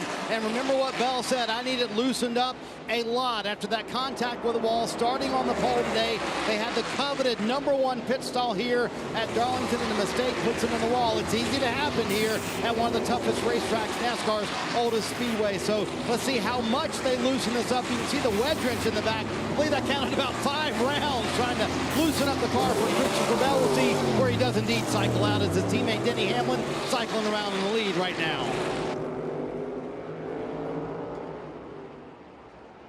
I think one of the things that Christopher Bell could be complaining about to bring out that yellow would be that he could not see in turns 3 and 4. We have a little issue with the lights on the inside of the racetrack. You're looking at turns 1 and 2 right here. Very bright. Turns 3 and 4, a little bit darker. The lights on the inside of the track not working right now down in that corner. I don't think it's really causing an issue with the drivers. We've not heard any radio communication from anybody up here in the booth about the drivers not being able to see, but that would be the only thing out on the racetrack that maybe Christopher Bell could say, hey, there's a problem with the lights. Maybe we need to throw a yellow to get that caution you're looking for, Dave. More trouble for Michael McDowell. This car has not been right all night long.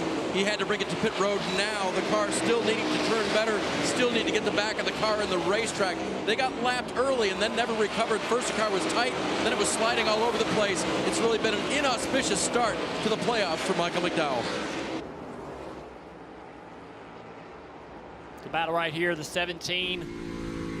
Buescher looking underneath Blaney down in turns 3 and 4. Buescher slowly is working his way up into the battle here. Well inside the top 10. Buescher is putting in the same efforts they put in every week. They're just a workhorse. They just put their head down, they run their laps, and if they're in a position, or they can put themselves in a position to capitalize that after the last caution, they've won 3 races. And that's the reason why, because they put themselves, but they never take themselves out of a race. And that's what we're seeing tonight with some of the other championship contenders, is they're putting themselves behind the 8 ball early in this stage. Watching him behind the wheel here, work that steering wheel, and you don't see a ton of movement. Car really comfortable. Not chasing the back of the car much at all, just kind of turning to the left, holding some wheel in it. Car's got good comfort in the back end. And it sounds like it on the throttle. I mean, he's confident when he goes back to it. He's not feathering a lot. He goes back to it and then goes hard.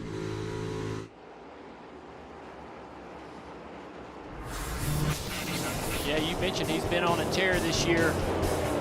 Last week at Daytona, getting the push from his teammate and car owner Brad Keselowski.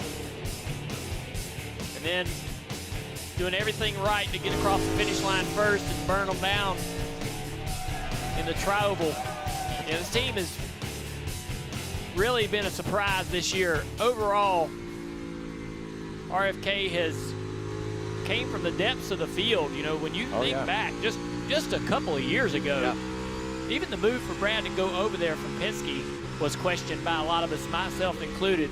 And Brad stayed convicted to what they wanted to do, changed the culture over there. As soon as he got there, he said, we got to paint the shop floor. This place needs a makeover, right? And he changed the culture from the ground up. It's been impressive to watch them gain pace and performance.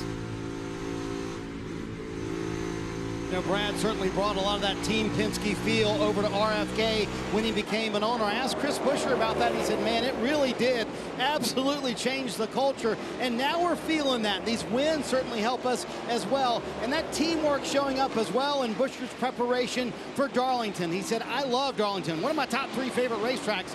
I'm not sure the racetrack loves me. He said, we finished 10th there in the spring, but I studied my teammate, Brad Keselowski's in-car cameras, all of his data. He said, I wanted to learn a little bit more from him. Currently, Buescher outrunning the boss man. Keselowski, who's back in 13th. DJ, you ever study your teammates' data and kind of get some notes from them to get better at a certain racetrack?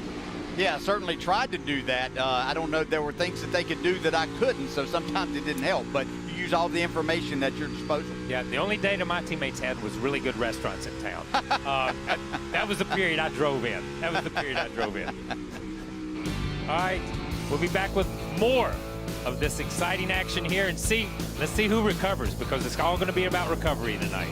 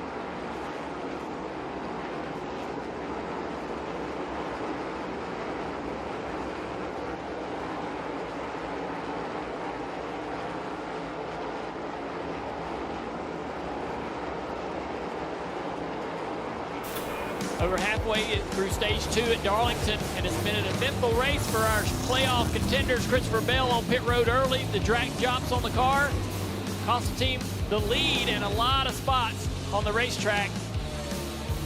Bubba Wallace slides through into his stall here. They have a little problem with the air gun there. The hose getting stuck under the car cost them a lot of time. Then Christopher Bell, again, problems on the track. Yeah, it gets into the wall. See Bubba Wallace here trying to get that 10th spot away from Joey Logano right at the end of the stage, but spins. Not much damage to the car, though, as we have caution on the track now. See, Joey Logano here trying to set the toe. I still don't think they have it right. He's still been dropping back through the pack, struggling for the free pass right now. But you look at them, at least they had an opportunity to fix it. Yeah, the 6-car, Brad Keselowski slapped through his stall. Had to back up, cost him a little bit of time there. The 34 car working on the handling of this car. It's not run well all night for McDowell. We got the caution on the racetrack because of the lights we were talking about in turn 3 and 4. I was halfway joking about them bringing a yellow out for that issue for Christopher Bell while he was out front of the field, but NASCAR's decided that maybe some drivers are chattering about being able to see there in that turn. It is pretty dark, especially up against the fence there. Yeah, it is. It does appear from our camera angle that it is getting darker up against the fence, and we know that's where they run. They're running up there, so you can't see the debris. You can't see things that might be up there. Let's listen to Kyle Busch and see what he has to say about the lights. They're missing lights down there in 3 and 4, like the bottom lights aren't on. Been dark over there for a while, last 40 or 50 laps or so. Well, they just haven't come on yet. I've noticed it for a while, but figured somebody would do something about it. Yeah, NASCAR's been working to try to fix this issue. Hasn't been able to remedy the problem. Marty, what do you have down there? Well, so the NASCAR Tower asked crew chiefs to ask drivers their thoughts on it. Denny Hamlin, the leader right now, he said, I've noticed that they are not on, but it doesn't bother me. I know it's not going to be there, so I'm fine with it, and it doesn't affect my vision on the racetrack. So that's the vote for the leader. He says, let's keep racing. Yeah, it kind of reminds me a lot of how a lot of our racetracks looked in the 80s. A lot of them, you know, Bristol and some of those tracks. Just lights on the outside of the racetrack shot. But it's always fascinating. So Denny's leading. Anytime a leader's leading and they don't want to caution, they say that. But let rain come past the halfway point, and every leader in the world screaming for a caution. Well, it's a big break for Joey Logano. He's the first car a lap down. He'll get the free pass. Christopher Bell was just behind him in the number 20 car on those new tires and wasn't able to really make a battle to get that position to be able to get the free pass. So good break for the 22, bad break for the 20 car. They'll get another opportunity maybe later in this race. It does give them a chance to come to pit road, check the toe on this race car, start making the real adjustments they need to make. Let's bring in Steve Letarte. Steve, a lot going on in this race, a lot of strategy. What's your thoughts? Well, I think here with 50 laps to go in the stage, I expect everyone to come down pit road. They have quite a few laps on their tires. And then, you know, we saw Bell stretch, you know, his tires at the end. Larson stretched his tires at the end of stage 1. So I don't think you need to stop again. I think this will be the final stop in stage 2 unless we have yellows. But you bring up a good point about Bell and guys that need to work on their car. This is going to be a much needed break for those guys. And I would expect Logano and his team to be working on that car again once the pit cycle starts there, because they're going to be at the back anyway and be on the lead lap, but they still have some work to do with that. And Bell certainly has got a lot of work. He still, even on his fresh tires going out there, he still wasn't even up to pace that he needs to be. Yeah, they talked about how that car had improved in balance for Christopher, but still wasn't seeing the lap time that he was able to make earlier in the race. Looking right now at where the points are for the first round of the playoffs. Logano right there, -4 to Chastain. Think about Chastain early in the race fighting to stay in position for the free pass in stage 1, coming to the end of that stage and be able to get that. Now he's able to, you know, work his way into the top 20 here, right there, 21st position actually. Yeah, and he'll need to take his teammate Daniel Suarez for a meal one night for driving his tail off to stay in front of Denny Hamlin, so that Ross was able to stay in that free pass. It's going to open up. Everybody looking like they're going to be coming to pit road. And Denny Hamlin and the rest of the field is going to come down, come get some new tires. Kim. And Ryan Blaney still asking for help on that race car. He said the front end still is not spectacular. Tight through the center, then tight against the wall, but then free off as he exits the turns. It's going to be an air pressure adjustment on those 4 fresh Goodyear tires. Sunoco fuel, Dave. Second and third nose to tail pitted together. Larson says I'm a little tight, but I could be a little bit tighter on landing actually in turn 1. As for Kevin Harvick, going to plan. Just a slight air pressure adjustment for Harvick. Marty. Denny Hamlin says the car is too tight to run the wall the correct way. It's not ideal, but he said it does work for me. A very small adjustment to free him up just a little bit. Probably get the green with about 45 to go. Junior, this is going to be a long run here to the end of stage 2. Hamlin, full serve here on pit road. Hamlin, Byron +2. Eric Jones up to 6. Great stop by that team. Kyle Busch in the 9th place. Good for Busch and his team. Have a big surprise. A lot of fire right there. They all get away.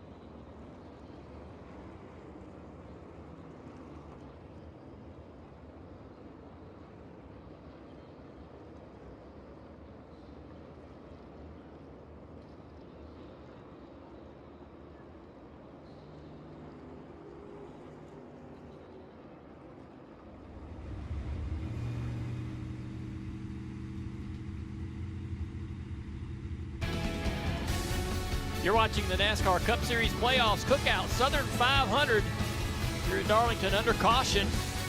46 laps to go in stage 2. Let's go down to pit road. Marty.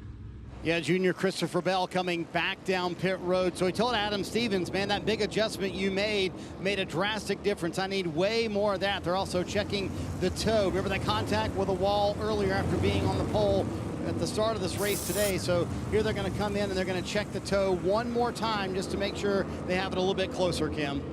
And Joey Logano still suffering after getting into the wall during stage 1. He thinks that toe link is bent. They did come down, they checked it. He will be coming back again. Crew Chief Paul Wolf leaning over the pit box, telling his crew what they need to do to alleviate this issue. We'll keep you updated on what they find. Dave. Kim updating everyone on Martin Truex Jr. Remember, he was the regular season champion and came in tied at the top with 36 playoff points. He's had a rough day. They had a loose wheel. He pitted on lap 151 and 153. Went 2 laps down. Currently, per scoring, sits 1 lap down. He's got the will to grind his way back, Marty, but he still needs the time to do it, and we'll see if he can. Well, his teammate Denny Hamlin is leading, so what's the plan for the end of stage 2 here? It was a conversation a moment ago. Chris Gabehart to Denny Hamlin. Your been twice. The pit crew said nothing to me about it, but you're about a foot to a foot and a half long, 2 in a row now, so I'm babysitting too much.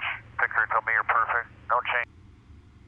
There you go. You ever had so a little bit too long in the stall, but pit crew wants to make that small adjustment. Junior, how much of an adjustment is that for the driver? And have you ever had Steve or another crew chief go, wait a minute, I'm babysitting too much. You guys are good.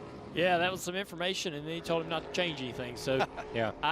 you know, it really does matter. You're getting that car exactly where it needs to be. Those guys are tuned to jump on top of that car, to change those tires in an exact place. It's an exact science. They practice this every single day of the week, and it will cost, when you're talking about, you know, pit stops under 12 seconds, you know, every little bit matters.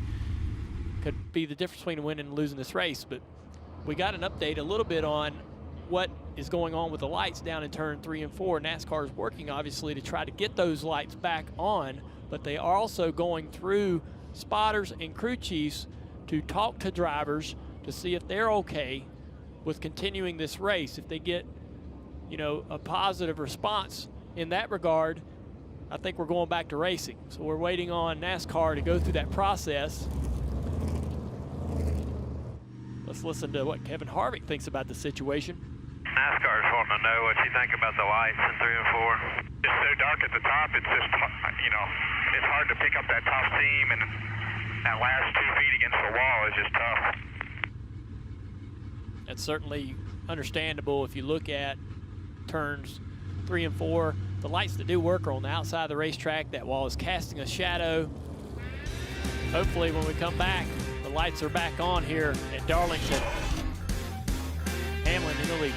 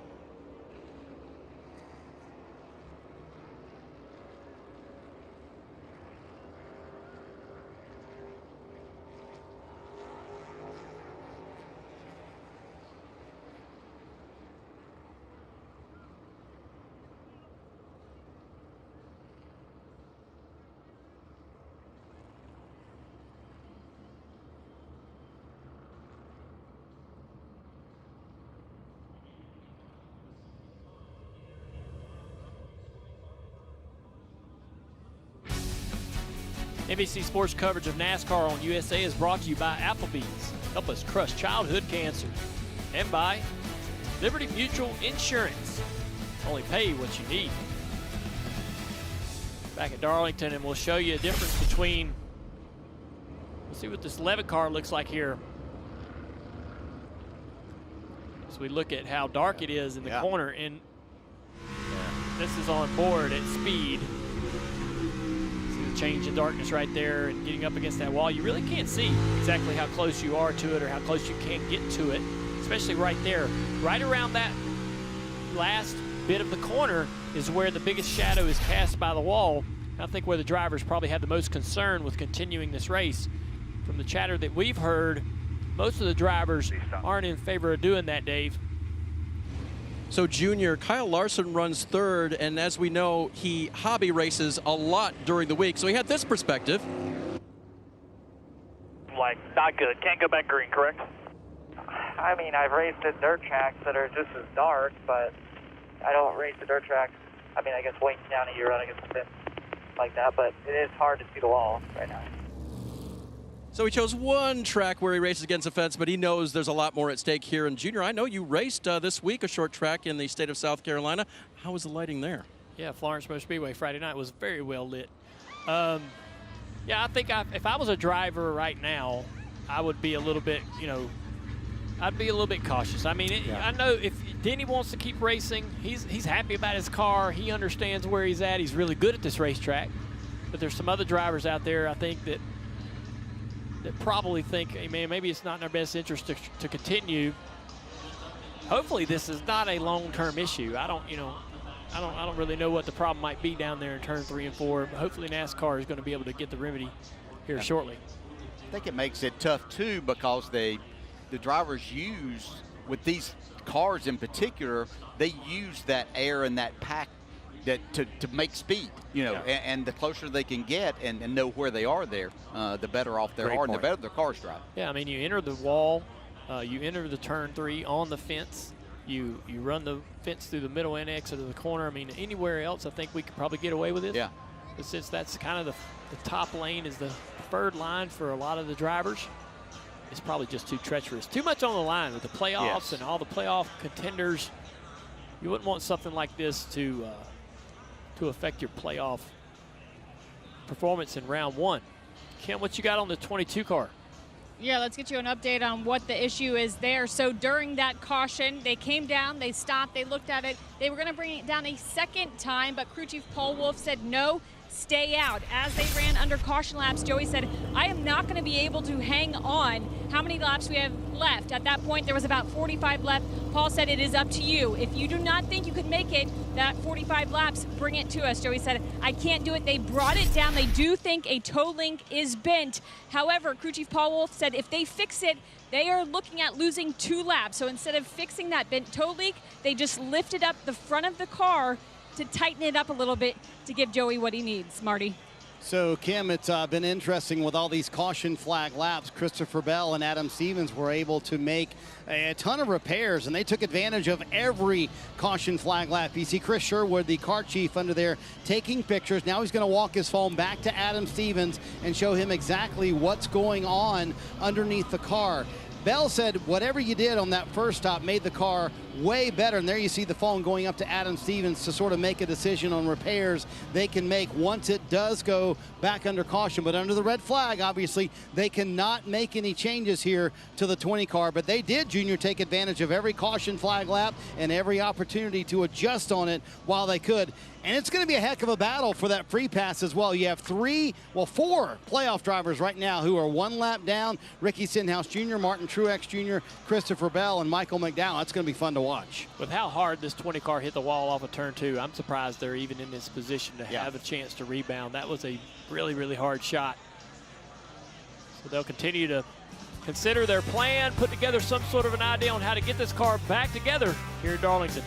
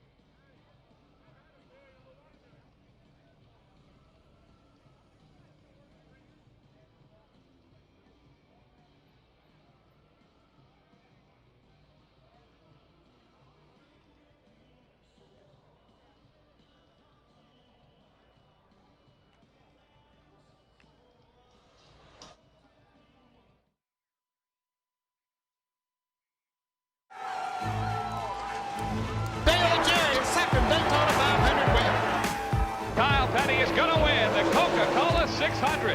Going to be Dale Earnhardt Jr. using lessons learned from his father to go from 6th to 1st and score the victory in the Pepsi 400. He was with me tonight. I don't know how I did it. Dale Jarrett has won the NASCAR Winston Cup Championship. Kyle Petty has won. Dale Earnhardt Jr., he will win the Great American Race. Back at Darlington in the middle of stage 2, a little odd break here in the middle of this race at Darlington. Some light issues down in turn 3 and 4. Do you guys ever remember anything like this in your career?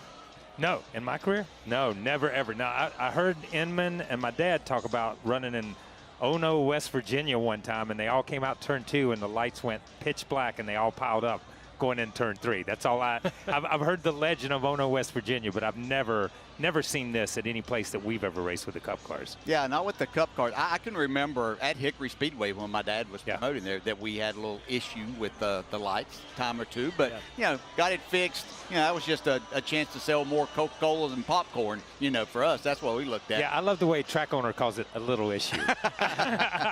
Well, this break does give us an opportunity to do some things that are fun, and Jeff Burton's over there in the other booth. He's going to be able to dial up one of the drivers. Hey, Denny, it's Burton up in the booth. You with us? I got you. Well, you've made it look easy so far. 96 laps led. That's the most you've led in a race so far this year. How's it going out there? Pretty good so far. Looks like we got light. That's good. Yeah, I feel like it's going pretty good. Just got to, you know, work on the balance a little bit here and there and keep up with the track, and should be pretty good.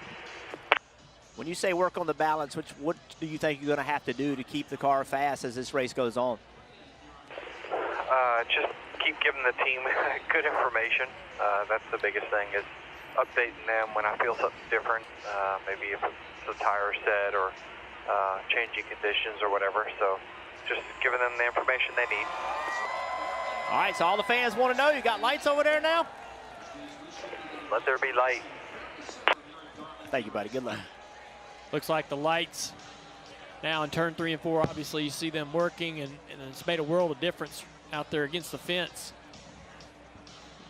We're back under yellow flag, and the field will start to move on back straightaway. Teams will be able to start to resume work on pit road.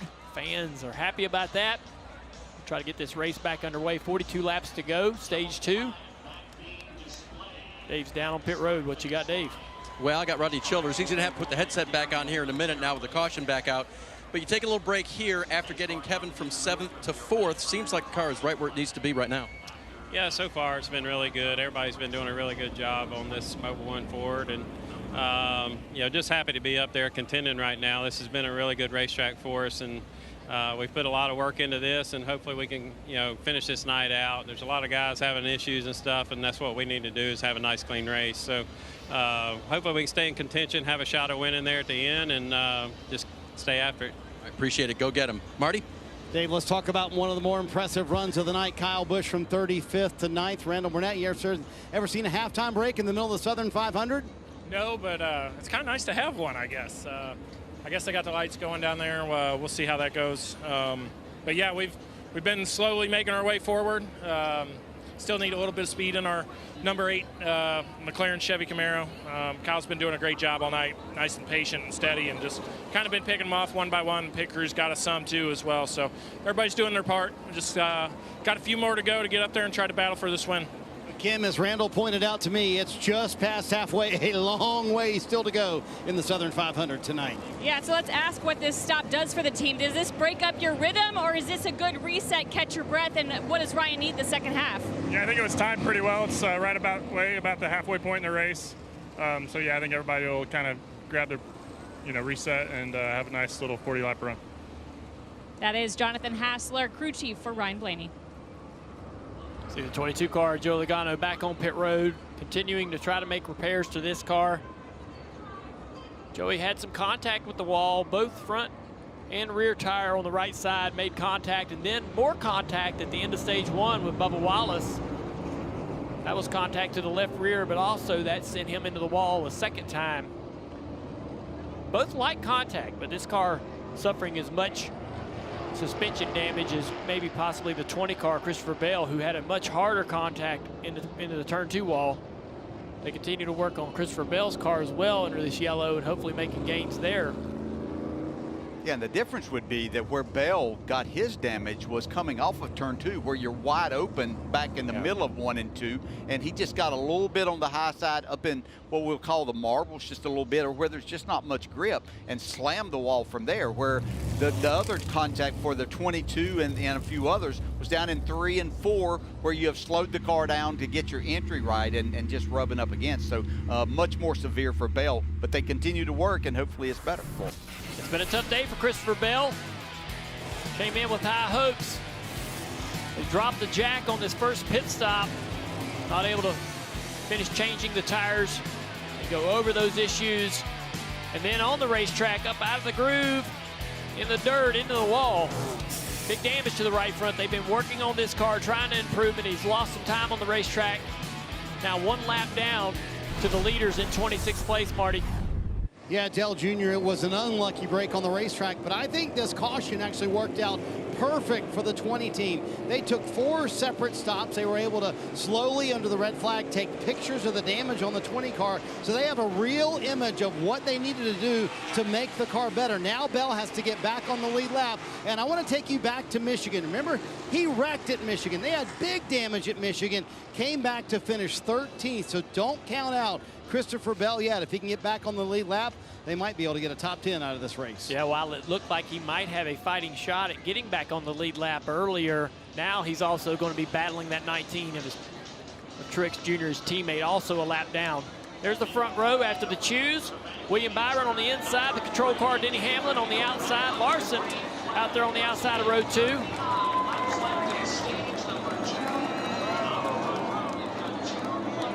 Field rolls off of turn 4.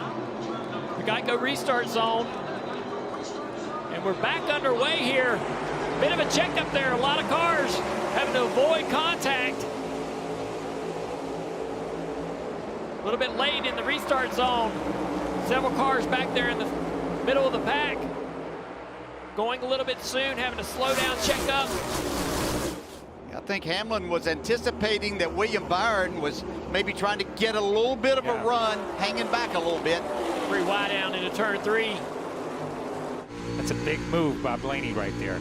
But you got to get everything you can after these restarts. Wow, that's close. Contact with the wall, the 10 car. Almirola gets in the fence off of 4. Blaney was able to take 1 spot away from Busch. Eric Jones was able to get back by down the front straightaway. We watch the 23 of Bubba Wallace almost in the fence off of turn 2 there.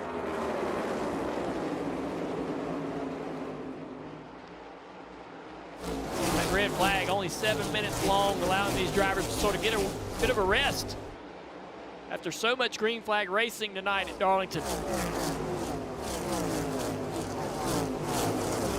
Austin Dillon racing down into turn 1 with Chase Briscoe, Allmendinger, Bubba Wallace behind him. And this group is up on the wheel right now, trying to get everything they can really early to position themselves back in this thing to get back in the race. When we look right there, Stenhouse in that 47 is the first car a lap down. Truex behind him. See the 2. Harrison Burton in that battle also right in there. Yeah. So there's a battle for the free pass right here behind this group.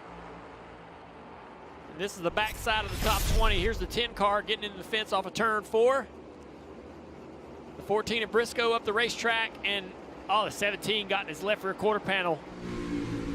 Right here we're riding on board, Chris Buescher. And a slight contact. I think the 14 coming up the track sort of spooked him up the racetrack a little bit, or he lost the nose of the car. Back up front, Hamlin, half a second on the 5 car Larson.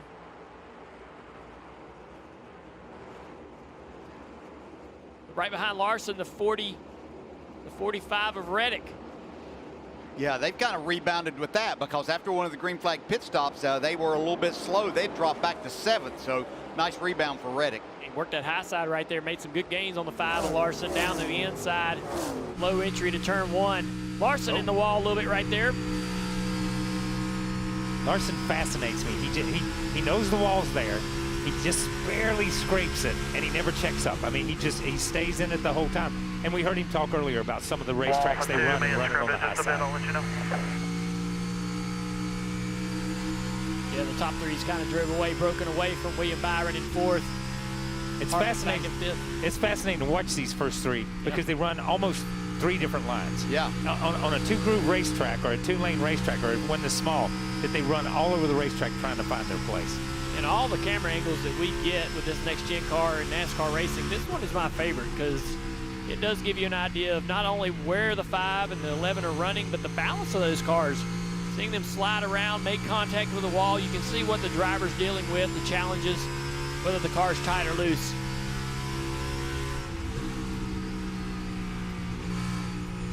Five-car Larson in second place, Dave.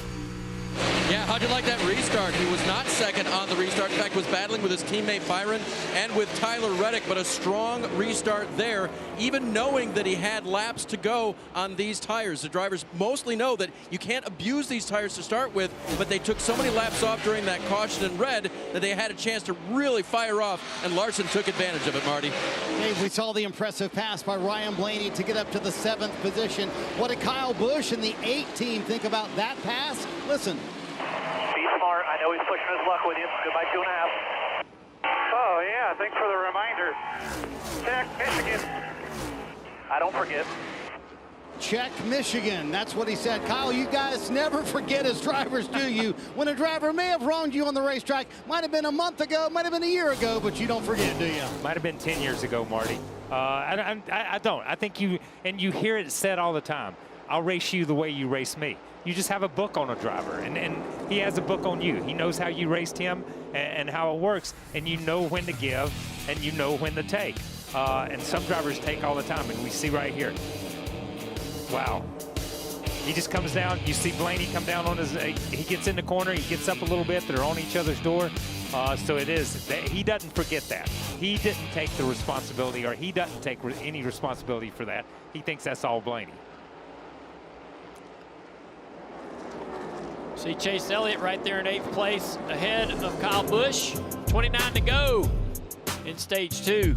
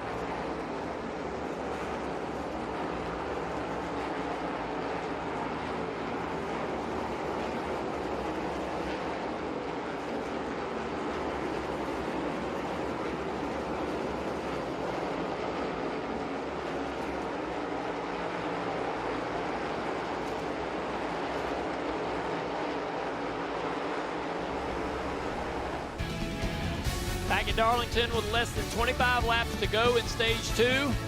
Denny Hamlin still leading, 3/4 of a second ahead of Kyle Larson as we ride on board with 4 different drivers. This has been a long, grueling race. This, to me, is almost as tough as the 600-miler at Charlotte. Maybe a little more so because you're working so much more at this racetrack. Sometimes I go down the back straightaway thinking, surely we've got to be near the end, and it's only about halfway. Yeah, and you just work so hard every single lap here. You know, when you're in the Coke 600, there's a little bit of time to breathe there because you've got a wider racetrack that you can deal with and work with there. And here, you know that just making a slight mistake could be the end of your night. Yeah, and we know it's driving race cars. Some are physical, some are mental. This is both. This place, mentally, you're getting tired because mentally you got to place your car just where that seam is, up against the wall. You got to play with the gas. So it's mentally and physically exhausting. So I agree, Junior. I think it's a tougher race than the 600 in a lot of ways. Yeah, Denny Hamlin has dominated this race and this racetrack many times. Let's take a look at the Toyota driver update. Leading 116 of the 208 laps. Still out front. And this number 11, he just, you know, I know that he had early success here, and I don't know what that is about a race car driver, but it seems like everywhere they go where they have that first win or they have that first big moment, they always seem to do well at that track for the rest of their career. Do you guys have that kind of racetrack where you had your first big day, and it sort of seemed like every time you went there, you had that confidence you were always going to run good? Texas was that track for me. What was that track for you guys? Look, I didn't have any. Dover, I love Dover. From the first time I went to Dover, I do not know why, and I won a race there, and I ran good there, ran second to Darrell there when I was 21 or 22. But it was just that place where, for whatever reason, I just liked that crazy place when it was asphalt and then when it went to concrete too. So that would have been the place that I carried as much confidence as any place into. Yeah, mine was Michigan. I was fortunate to win there, win my first race with the Wood brothers, but it was just always a track I loved to race at. The challenge of moving around that we had, start on the bottom and end up all the way up against the wall. A lot of fun. Well, lead's gathering up some steam here. Larson's closing in slowly on the back of this number 11 of Hamlin. He's going to struggle with the dirty air as he gets a little closer to the back of that Toyota. But he's starting to show the speed here late in the run, right on the wall into turn 3. Yeah, he does that every lap. You see now he cuts down across, you know, trying to get a little air to the front of his car. Watch him go into turn 1 here. Really fascinating. I'm pretty sure he's going to be wider than Hamlin. Look at this entry. You were wrecked if you ever did that before. It's amazing to watch him drive this track. And you want to know who started running that line first? The first car I ever saw run that line was Denny Hamlin.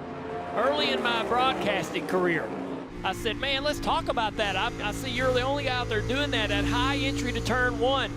And he didn't want to talk about it. He didn't have, no one else knew about it. He didn't want to really sort of broadcast what he was trying to do there and why that was better. But for whatever reason, you get down into the corner and you're to the wall sooner, so you're to the gas sooner. You make this part of the turn a little faster, you're back to the gas, and if your car's good enough, you can stay committed to the exit and then run down that back straightaway. Let me ask you a question. Denny's won here in every type of car he's ever driven. Do you think this car is easier to go in with a high entry than the old car might have been? I think when it's comfortable and with what they've learned and the grip that they've gained in this car since its inception, I think this car, to me, looks like once it's on rails, it's fun to drive. I think the drivers with the independent rear suspension, they certainly have a lot more understanding of what the car's capable of doing than maybe the older car. But I think when this car's not comfortable with the small, you know, shorter tire sidewall, when this car is not comfortable, it's not in the racetrack, it's probably more difficult to understand where the limit is in this race car. So the window, you're saying the window is just a lot smaller with this car. You know, it's interesting to watch, and Dale mentioned it earlier. You know, Denny doesn't always show you what he has. Kyle Larson doesn't always show you what you have. We saw Kyle Larson challenge there. He ran up and caught him a little bit. Now he's back down. Does he want to show him what he has right now just to win this stage? Marty? Well, KP, you saw that stat a moment ago. 4 Cup Series wins for Denny Hamlin, but after the Xfinity win yesterday, he now has 10 total Darlington wins. He told his crew chief, Chris Gabehart, a moment ago, much tighter on this run. Now caution comes out. B.J. McLeod stopped on the back of the track. 14 to go here, Junior, in stage 2. See B.J. trying to get undone here to be able to climb out of this car. Looks like some sort of a drive line failure, engine failure. Seen some smoke coming out of the pipes or underneath the race car there. Well, this caution comes at an interesting time. It sure does. I mean, wow. Everybody's probably bringing their cars to pit road for tires. It's been quite a while since I mean, if you run 5 laps on tires, you're coming to get them. But it's certainly going to set you up for a hustle to the finish of this stage. They'll be all out and trying to either maintain or gain track position in the few laps left. Let's see here, B.J. McLeod down on the inside of the racetrack. Smart, having issues, get out of the groove, get off the racetrack, down on the apron. And this is a big break for one of our playoff contenders. Ricky Stenhouse Jr. the first car a lap down. So he was able to maintain that track position over Truex, over Christopher Bell. Neither one of those were able to get around Stenhouse. Stenhouse will get back on the lead lap.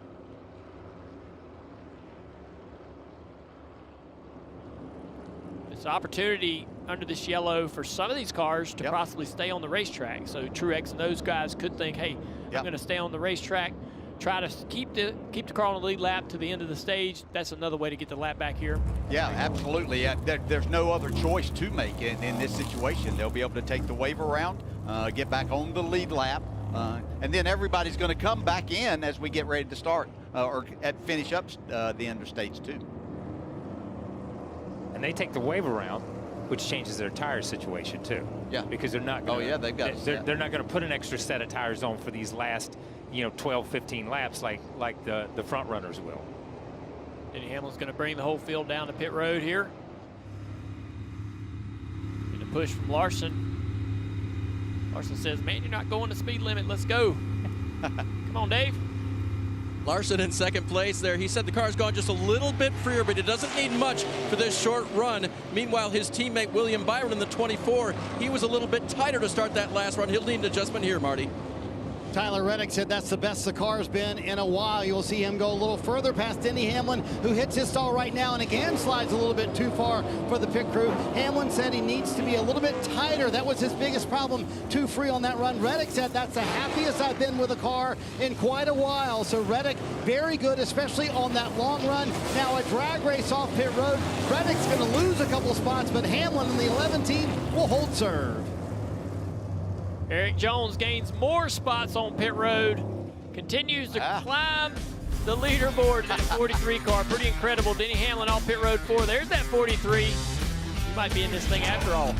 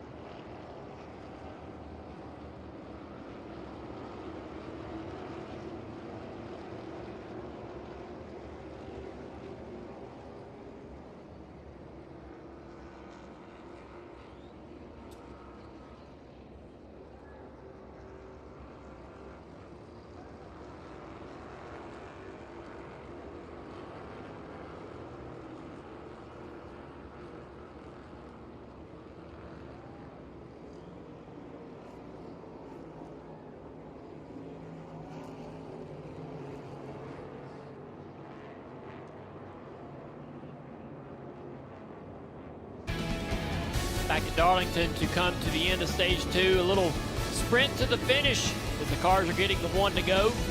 Several cars under this caution took the wave around to get back on the lead lap. Alex Bowman, Truex Jr., Harrison Burton, Christopher Bell, Gilliland, and McDowell. There's the points as they run, with Denny Hamlin out front. You see back there at the cut line, Christopher Bell, Logano, both those guys trying to repair their vehicles, fighting to figure out how to rebound in this race some way, somehow.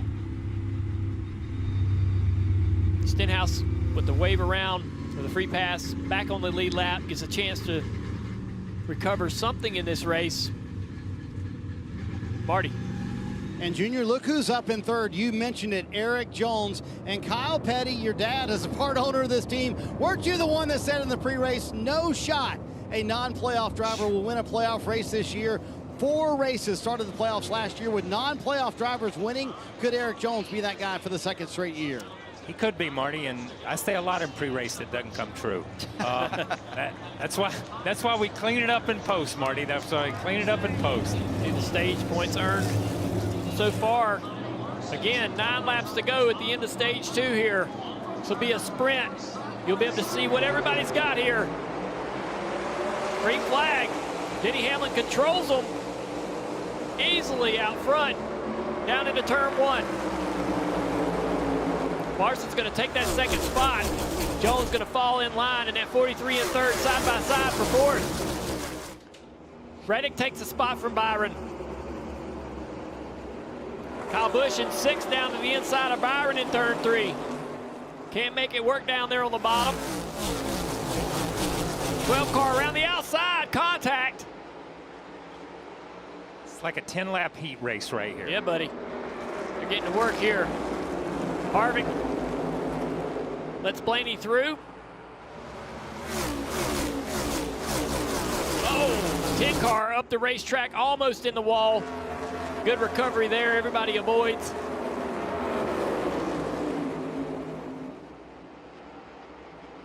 It's a mess back here. A lot of these cars just trying to get to the end of the stage, not lose too many positions. And up front, I'll tell you what, once Larson got by the 43 of Eric Jones, Jones, it stayed right on his bumper. He's right there off of turn 2. That 43 looks good here late in the race, and this is kind of the way this race looked for that team last year. They just worked their way toward the front, and when they finally did get that track position, finally did get that lead, they had the speed to keep it. This is kind of the way the race played out last year, and you see the 45 of Reddick right there. He's really not gaining anything. So the 43 has speed, has short run speed anyhow. Right on board with Reddick. Crash over in 2. Oh, we got a big wreck over here. The 2 involved. Ty Gibbs as well. Cindric's had contact with the right front. Just hold your brakes. Try to get it rolling. They're all outside. Be ready, guys. All right, we are rolling. 54 there of Ty Gibbs. Contact with the left side. You have to imagine the 2 maybe on the inside of the 54 down in the corner. Contact sending the 2 into the wall. Here we go. Yeah, right there. Racing for 14th position. Cindric just gets into the left side of the 54, Ty Gibbs, and up the racetrack they go right here. Contact. Gibbs into the wall, turns the 2 right into the wall. Yeah, the 54 had no more room to go. No. High. Good moves by Joey Logano and Bubba Wallace to avoid that. They were right behind, up next to the wall when that happened. So now, do the guys that took the wave around, do they consider coming to pit here, put on their tires, and then just not hardly run the last, and then the other guys are going to pit at the end of the stage? Yeah, this could jumble up the I'm order. not Steve Filtart, but just... Yeah, there's nothing you can do about that. Radio communications of Ty Gibbs and his team. Both cars able to pull away and continue, but the damage to the 2 car looked pretty severe. See a lot of cars coming to pit road for tires. Wow. You don't know if this is the end of the stage, will get restarted or not. Pit road is open. And the one thing we got to remember, there were no cautions in the first stage for these guys to come in and put on 2 or 3 extra sets of tires. Kim. And a last-minute decision by crew chief Paul Wolf to bring Joey in, give him 4 fresh Goodyear tires. The front end of that race car still not right, though, after early contact with the wall, Dave. Kevin Harvick gave up 8th position. He was called to pit road, so they changed tires here. We'll see how that works out. Marty. Chris Buescher on pit road as well, so an interesting call by these teams, just kind of around the top 10 mark and maybe just a little bit outside. Buescher says the car a little bit too tight, takes him a long time for that car to come in, so maybe an adjustment for this short run here to the end of stage 2.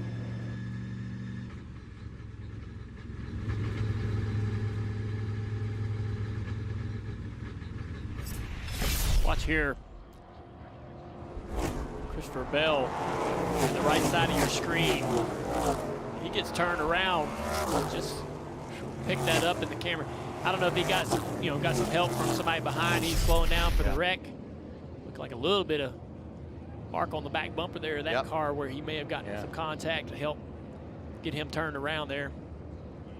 But the hope, I guess, is for these teams that came to pit road is that somehow through this cycle of the stage end, all these cars up front are coming to pit road to get tires, and that will bring them to the front. This will flip this entire race completely upside down. Yeah. And if you were outside the top 10, there was no, if you couldn't get yourself in the top 10, as we saw there, Bell, and exactly what happened there, but if you were outside of that and weren't going to get any stage points, why not take this gamble? You just, you run around, you try to keep some people behind you, but you're not going to abuse the tires too much. I think Bell saw the group in front of him and that one car get up into the outside wall, and he thought something was going to happen. He just locked it up. This is why, though, you continue to fight as a team. No matter what happens in that first stage, this race is, again, long. It's 500 miles, but it feels like 1,000. You got to stay in the fight, Kim. That's right. We saw Joey Logano on pit road. They took an extended stop to again look at the right front toe linkage. It's just been a bothersome problem all race long since that contact with the wall. But crew chief Paul Wolf reminding his driver on the radio just now, take it easy. Do not abuse your stuff, meaning don't wear those tires out in this restart. 3 laps to go at the stage here. It's kind of a situation where NASCAR has to make the decision whether we get a lap or 2 of green flag or they end the stage as the cleanup continues. Got a few trucks still out on the racetrack down in turn 1 and 2 that NASCAR wants to shoo off the racetrack as quickly as possible.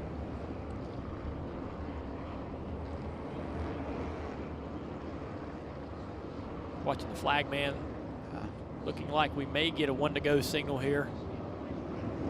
Has that look about him. It does. Yep, here we go. So we're going to get 1 to go and have basically 1 green flag lap to decide the end of this stage. Watch the drivers go through the chews. It's a bit of a repeat of the last restart with Hamlin taking the outside line. You would think that for years the bottom would be the choice line down into turn 1, but no longer. That outside line is the way to go, Marty.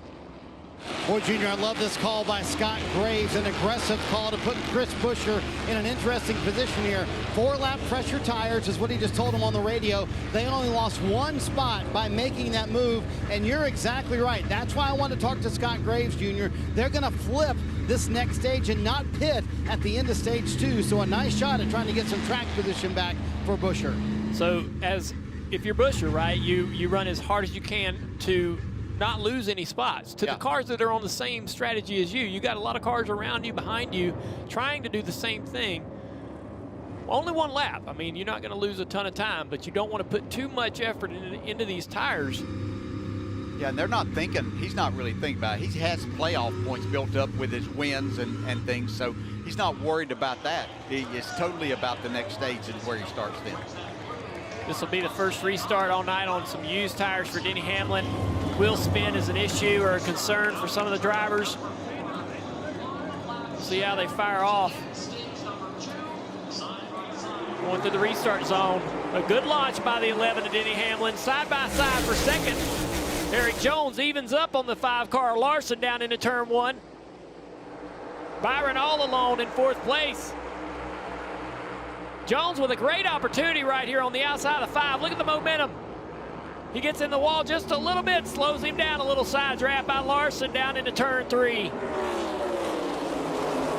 Larson easily clears with a little bit of a slide job. Jones back to the bottom.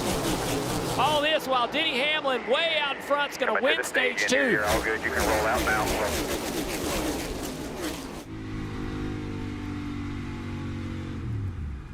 Great little sprint to the finish, and back there in 10th, Ricky Stenhouse Jr. just getting back on the lead lap, racing his way into a stage point. Crazy. Pretty incredible. A lot of racing left. 137 laps to go, an entire stage here at Darlington at the Southern 500.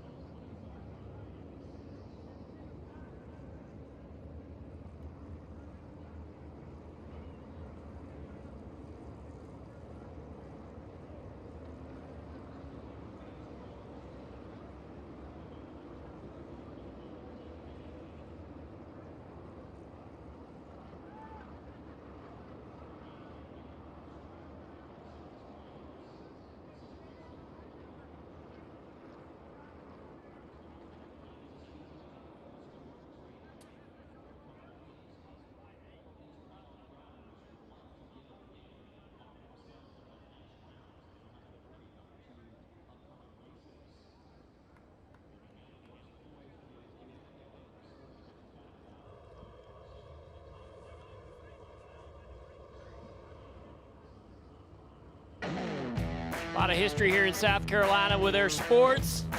Clemson and the Gamecocks of South Carolina.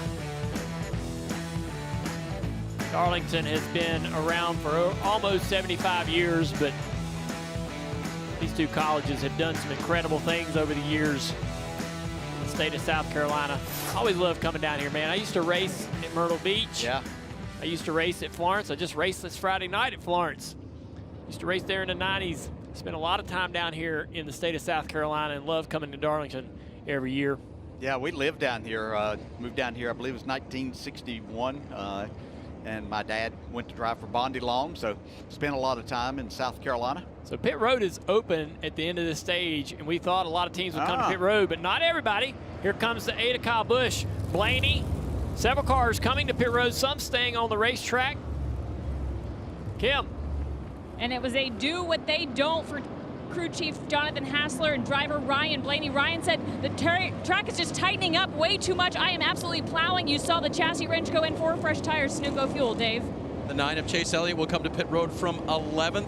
They're going to get a wedge adjustment and 4 fresh Goodyear tires on the 9 car, Marty. Dave, that was interesting. The call was really late for Kyle Busch to get to pit road, so much so that he actually lost a spot to Blaney coming to pit road. Their thought was, if you can't start in the first 2 rows on this restart, let's come to pit road. He said that last adjustment certainly helped me, but the pit crew answered the bell. He lost that spot coming to pit road, but the pit crew got that spot back for Kyle Busch. This is going to be very interesting, Junior. A mix of older tires and newer tires here, even within the top 10.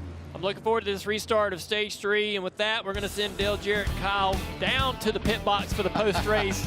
Rick Allen, Letarte, Jeff Burton. I'm going to stick around in the booth.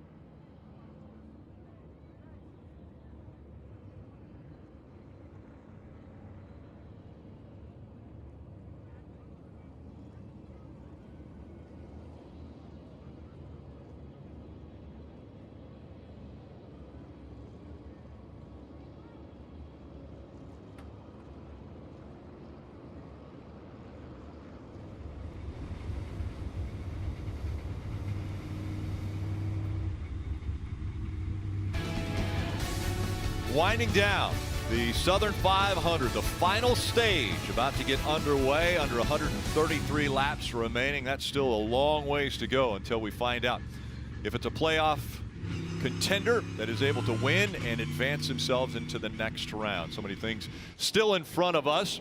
We do want to give a shout out to Anthony Marshall, one of our family, one of our crew members who is always with us and has been with us for decades as the robo camera operator for camera 4, which is in turn 2. There you see it actually moving. But T-Bone, as we love to call him, from Georgia, has been away from us for a little while, and we're all thinking about you, and we can't wait for you to come back, T-Bone. So get well soon, buddy. As we get ready for the restart, 2x2 once again. And we have a little bit of a mixed bag. Basically, top 6 cars have 6 green flag laps on your tires, and most of the cars in the middle have just that 1 lap, which doesn't make a difference most places. Here it makes a little bit of difference. And then we have that group of cars that just came off pit road, which that'll be Kyle Busch leading the way all the way back at 22nd. So 132 to go. It's kind of rinse and repeat what we saw in the first 2 stages. A green flag cycle, probably actually a couple green flag cycles if we don't see the yellows. And once again, we've seen the 43 of Eric Jones find his way toward the front. Now he's on the front row with Denny Hamlin, who has won both stages tonight. Can he make it a clean sweep as he comes out of 4? And once again, the green flag goes up in the air. Hold your line. You're clear both lanes, out of order. Another great restart for Hamlin as he surges ahead, and here comes Larson. Further back, though, Kevin Harvick, that 4 car on the outside of the 6. He is the first one on new tires. Let's see if he can get to the lead here. Reddick also getting by Jones.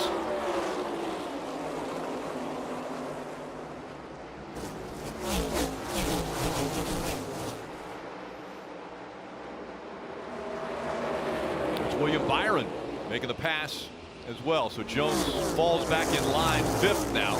Yeah, just not a good restart for the 43. Tough on that inside. Somebody gets on your outside. Oh! 14 almost in the fence there, racing Bubba Wallace down the back straightaway. Incredible commitment to the throttle. And look at Briscoe now. Chase Briscoe in that 14, surging back by the 23, right to the back bumper of Brad Keselowski. Awesome to watch the momentum they can build around the top of turn 3 and 4. Whip that car off of the corner down the straightaway.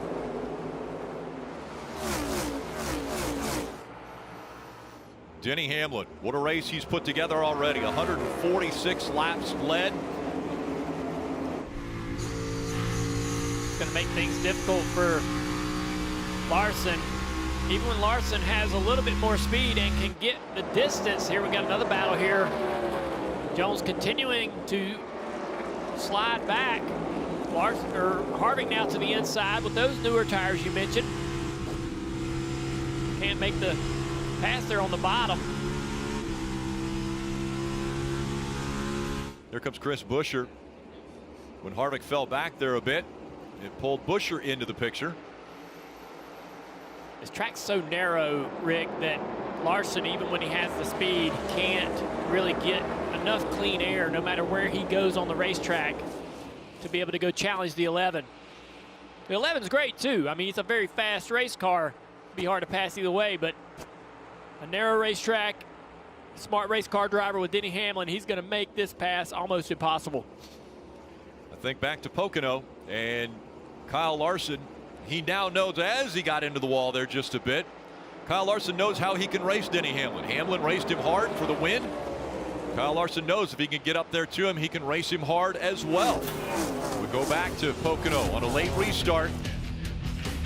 The 5 was in control of the race, and Denny Hamlin took him right up against the wall, and that made the 5 fall back. He wasn't happy about it. Showed his displeasure to Denny under caution. And then later they talked about it. He just said, I will now know how to race Denny when it comes down to the last laps of the race. Super impressed right here with the speed of the 11 car. Actually, all these guys with a few laps on their tires. Not a lot, but a few laps typically here at Darlington is worth a lot of speed. But Denny Hamlin driving away. Again, Kevin Harvick, the first guy on new tires, but he really hasn't progressed very much.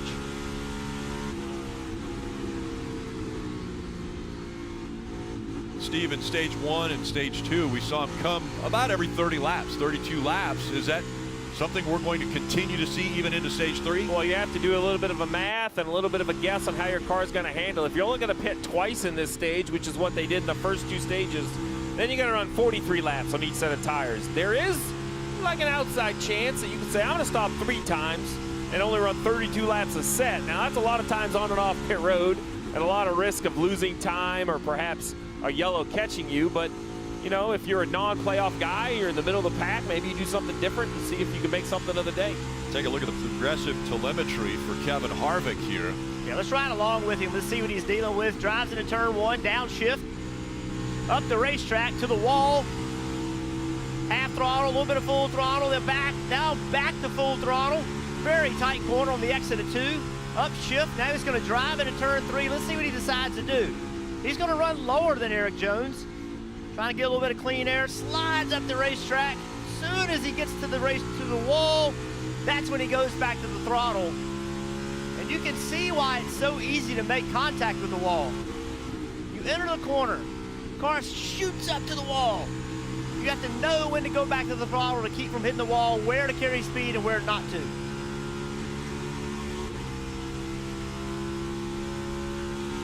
By 4. Harvick's never been one to enter turn 3 on the fence. He's not a driver that really loves to run right against the wall the entire corner. Even when they run the top at places like Bristol, he's always got a little bit more of a shallow entry. He's very careful not to put himself ever in a position where he might get the car into the wall.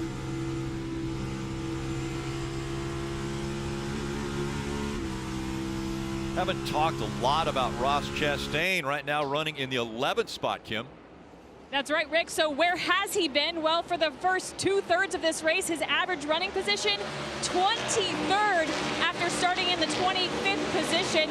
And they have built on working this car each and every stop. They've made wedge and air pressure adjustments every opportunity they've had to make the car better.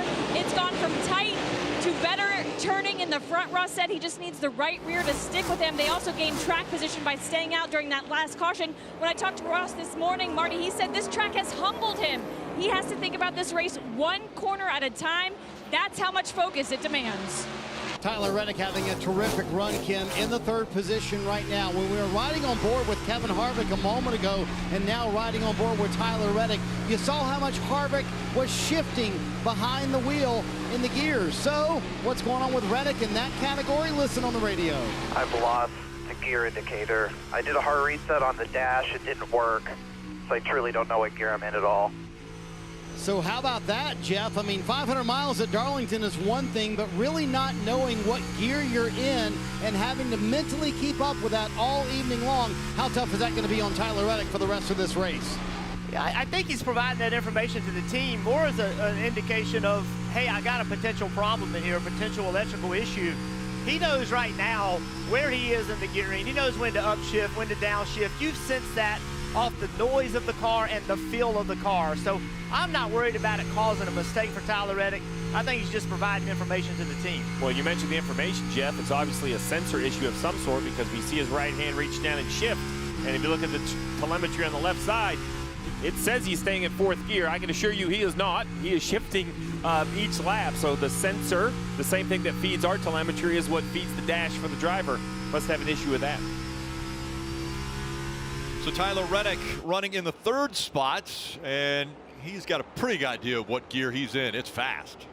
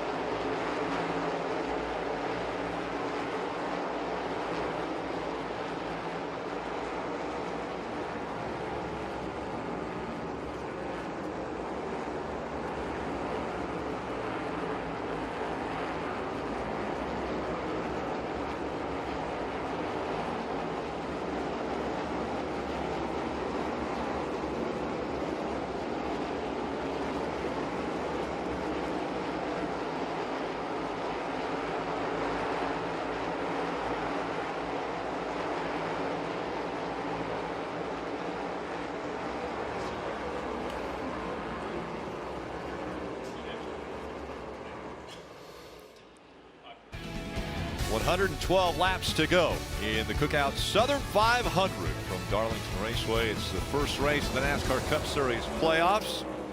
And speaking of playoffs, the inaugural Super Motocross World Championship playoffs are getting underway Saturday on USA. The first playoff at ZMAX Dragway in Charlotte, North Carolina. Then the second one will be September 16th on Peacock at Chicagoland Speedway. That's playoff number 2, Joliet, Illinois. And the final, that's right, the championship final, September 23rd on USA at LA Coliseum Los Angeles, California. Steve, a favorite in this? Well, listen, I mean, Jet Lawrence has just dominated the outside. So listen, this is the inaugural because it is a true playoff system as we see Tyler Reddick go by Larson after some contact with the wall. But this is the first ever playoff. Race 1, you get basically a points per position. Race 2, you get 2 points. And the last one, you get 3 points. So the stakes will raise as they go through the playoffs. He said it got hung in neutral or something, talking about the 5 of Larson when he hit the wall. Oh, boy. Well, we talk about 500 miles. We don't think about attrition or mechanical issues with these cars anymore. We don't see it very often. But you wonder just how much abuse they can take. So let's go back and watch. Watch the 5 cars. He gets in the wall. Yeah, he's very loose. Pretty good contact. You wonder if when he downshifted it went in neutral. And so then he went in the corner, he didn't have the rear wheel braking of the car, and that's why he got into the wall. Reddick went right by him. And so Reddick's up to second now. Larson trying to hold off Byron, who it looks like saw blood in the water there and was about ready to attack. Well, we've not seen contact with the wall tonight that hasn't damaged these cars one way or another. That 5 does not look comfortable. He gives up another spot here to the 24, his teammate Byron. So Larson's starting to fall back. Steve, is this an opportunity for them to come to pit road, maybe do a little bit of an early pit stop? Well, it's still a little early. I think they want to get to at least lap 270, which is 10 more laps. I mean, at this point, I think you just, you got to get on the radio to your driver, see what's going on, see the pace, and just say, listen, we just can't take ourselves out of the race. Even if we have to lose 15 spots, we have to finish this race. We have to finish it on the lead lap. Yeah, the fear right now for me, Steve, is the car's bad. He's falling backwards. He's going to see cars going by. He's going to get panicky, and the driver is going to make another mistake. I know he's one of the greatest drivers in the sport right now, but I think that's probably the main concern. We saw it with Joey Logano as well. When things went bad, the car is really, really hard to control. Keeping the car out of the wall will be the most difficult thing he does over the next several laps. I spent a lot of time with Cliff Daniels, his crew chief, yesterday, and that's what he told me. He said, look, we are fast enough. If you look at every stat, we are the fastest car on every kind of racetrack, but we do not have the wins. We are not executing like we need to. And so this is a great example. Contact with the wall, it's hurt the car a little bit. A fast race car, what do you salvage out of today? Do not make a bad situation worse. And Larson told us earlier this week that that was the one thing he needed to do was focus more, get a little more of a focus on what they're doing here for the final 10 laps or 10 races, because he wants another championship, but he has had issues where the driver has made a mistake and taken them out of contention for the win. Dave. So, Rick, it took a few laps, but the fresher tires for Kevin Harvick are finally coming in. And the spotter and the crew chief speculated about how they might help Kevin. It was the same conversation you guys sort of had about the shallow line he was taking into the corner. You'll hear the voice of Tim Fedewood, the spotter, and then crew chief Rodney Childers. I think we're loose in, are we? Steve said it looks like it's too tight right now. But I think too, but we get in so deep and low, we can't turn in the middle 3 and 4. I have to tell him to open his arc up there just a little, into 3. Yeah, I'd hold off. I know. I think we should open up his arc a little bit, and crew chief Rodney, who's known him for years and won 3 Southern 500s with him, says, yeah, I think we should hold off. Let him do his work. Well, look, I think a guy like Kevin Harvick, that's what you do. You let him do his work, and he knows what he's dealing with. He knows what he needs to do to this race car and where to put it, depending on how the car is handling. And he's actually making good time right now. These tires a little bit newer, starting to get a little bit of gain on the guys in front of him. That's just Kevin's line. That's the one that he loves to run. Now, he'll open that entry up when the pay window's open. But for now, to keep the right side on that car, to keep that car in one piece to the end of this race, that's his traditional entry. And he will make time that way. I don't know how he does it, but that narrow, shallow entry, he still can make time on the cars in front of him that are arcing the entry. 4 car of Harvick running in the fourth position, and running up in second, Tyler Reddick, Marty.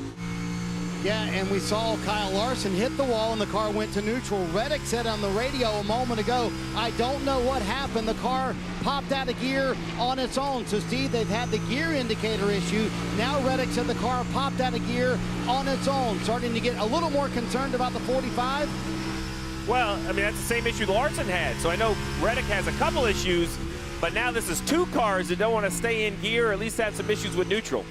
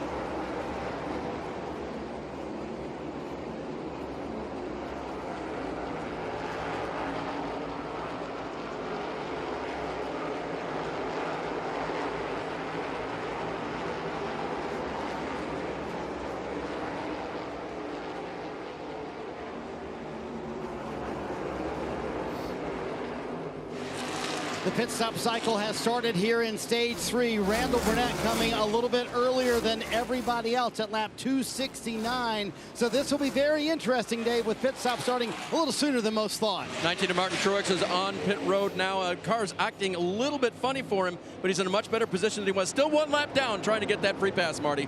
Here come the Toyota cars. Tyler Reddick coming down pit road. Denny Hamlin as well. Hamlin said the car handled much better that run, and it took off way better. So a very small change for Hamlin. And Tyler Reddick did not say anything about that gearing issue, since he did say it that very first time. Car really good for Reddick on those long runs, Dave. Bubba Wallace on pit road in the 23, the 9 of Chase Elliott on pit road, the 5 of Kyle Larson has already left. They're getting their work done fast here. This first round through here. Now Kevin Harvick will come down pit road. Remember, his tires were fresher. That run was in a good direction for the 4. They'll not make any changes here except to give up at the racetrack for Kevin. Reddick right now fighting with Hamlin. Again, those two were running 1 and 2 before the pit stop cycle started. And Reddick now in front of Hamlin.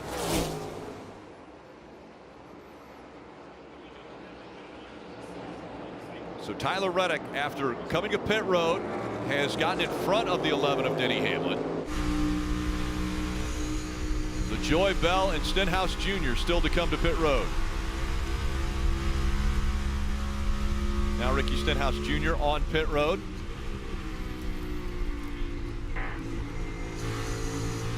Kim.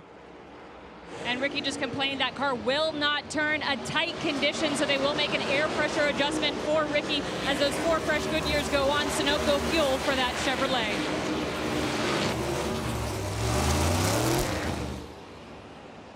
Reddick's drove away from this 11 car of Hamlin, and Byron has closed the gap now to the inside. Denny's car just not quite firing off here on these new tires. He's got an issue. He's coming to pit road. A problem for the playoff driver who's led the most laps today.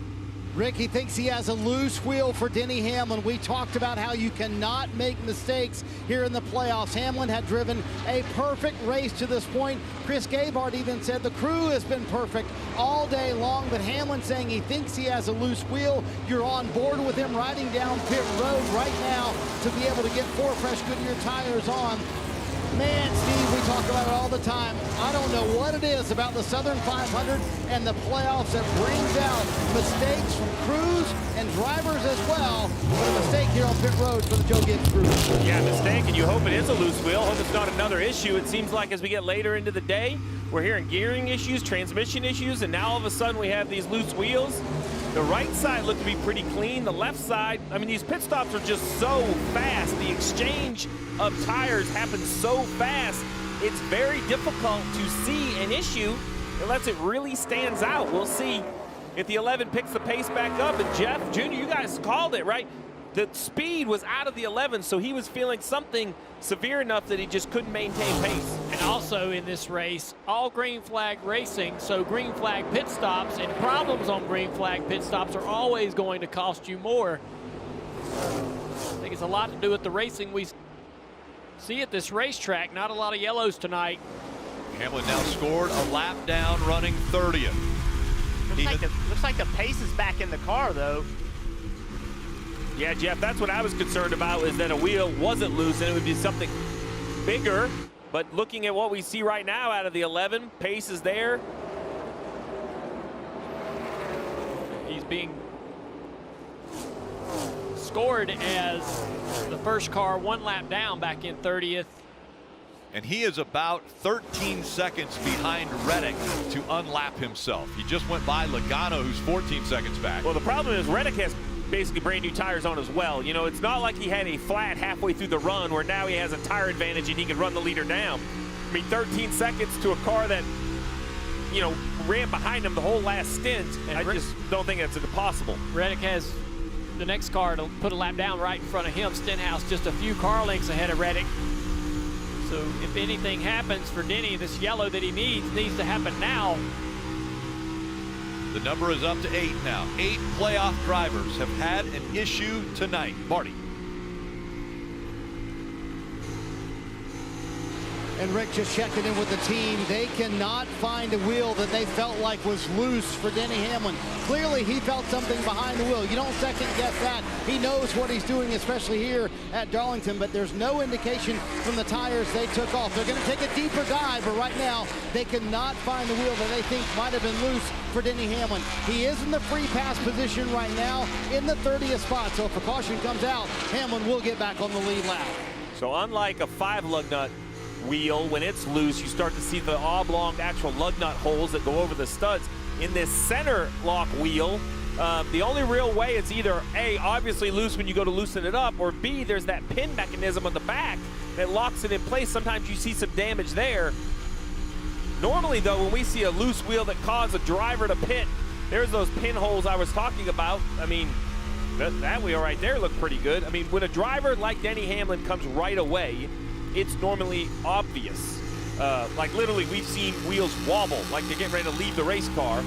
So the fact that they can't see it, you wonder if it's something else, a cracked wheel, a broken wheel, some sort of harmonic or a vibration that made him feel like the wheel was loose. And as a driver, Steve, when you get the report back, hey, we don't see anything, it's devastating. You're like, well, I know something was going on.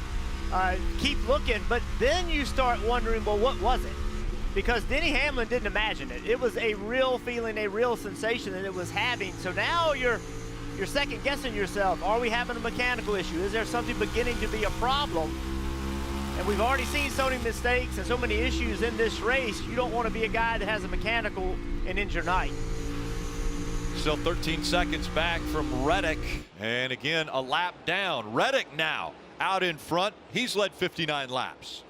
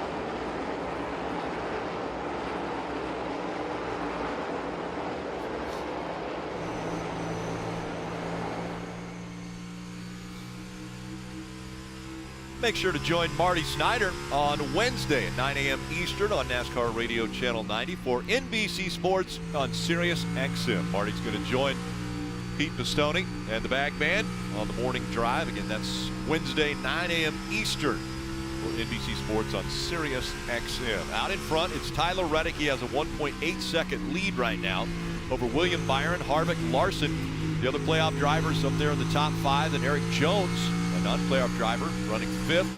Buescher, Keselowski, and Wallace all a part of the top 10. Alex Bowman up here in 9th, and Kyle Busch rounding out the top 10. The issue has been for Denny Hamlin. Thought he had a loose wheel. The team relayed back to him. They couldn't find any issue with the wheels, and then Denny responded back, it was loose. Well, he obviously is very confident that he had a vibration that's now gone.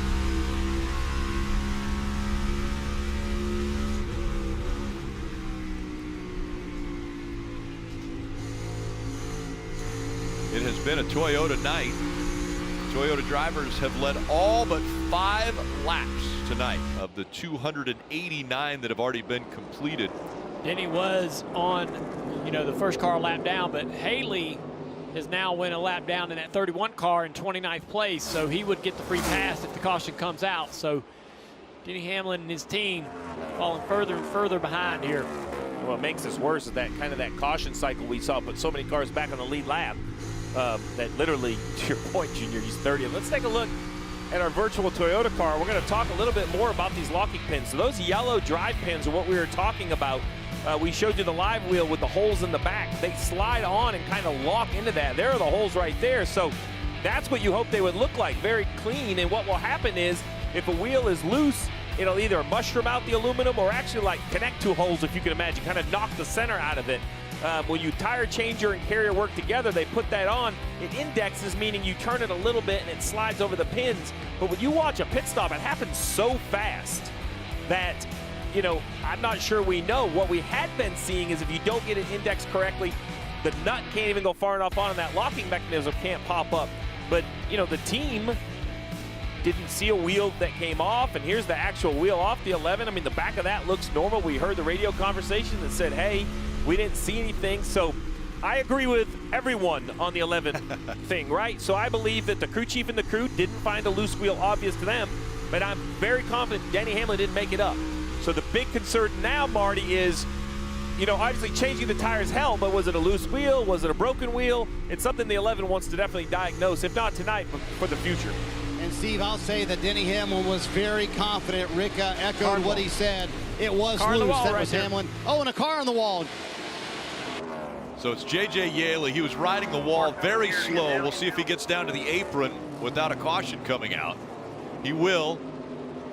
But he was bouncing and riding the wall all the way from 2 down the backstretch. Yeah, that was quite a bit of contact. And Yaley did a good job getting that car off the fence and down to the inside. But you see he's already in the wall right there. More contact here. Hard right there, and that's going to bend some toe links.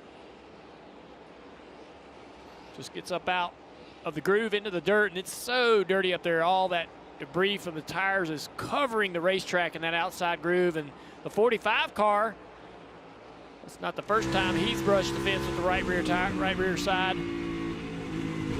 Boom. Bounce off that thing, keeps digging. Isn't it awesome how as soon as he hit the wall, he went to the throttle? I mean, that is what you do. I mean, that kind of eliminates some of the damage. I know that sounds crazy, but if you scuff it, because you're going forward rather than trying to slow down, and it digs in and it actually damages the car. Yeah, we used to mount a 4x4 piece of wood in the right side door of our race cars. Back around 2004, 2005, 2006, we would weld in steel mounts that would house that 4x4 board so that you could hit the fence with the right side of the car and it never get to the tire. It never pushed the rear end housing around. Now these cars here are tough enough with these bodies and so forth that you can kiss the ball with just a little bit. We've seen it bend the toe links a little bit tonight, but that 45 car just hitting a little bit with the right rear should be okay. And Marty, let's see if they can stay off the wall long enough to finish this report. Maybe. We'll see, Rick. But, yeah, let's put a button on this Denny Hamlin situation. We told you a moment ago he was in the free pass position. Here's the problem. The car that he owns, driven by Tyler Reddick, is about to lap 4 or 5 cars right in front of him. So that just continues to put Hamlin further down the rank here of the cars that are 1 lap down, and they can see their race slipping away on the 11 team with 70 to go. The only saving grace for Denny Hamlin is with winning both stages, he's already scored 20 points, and having a decent regular season came in with some points, and that's why, you know, even running where he's running, he's plus 23 kind of above the cut line, but you don't want to give that up heading to, you know, Bristol on the horizon and Kansas. The idea of a cushion is to keep the cushion. You don't want to burn it up in race 1.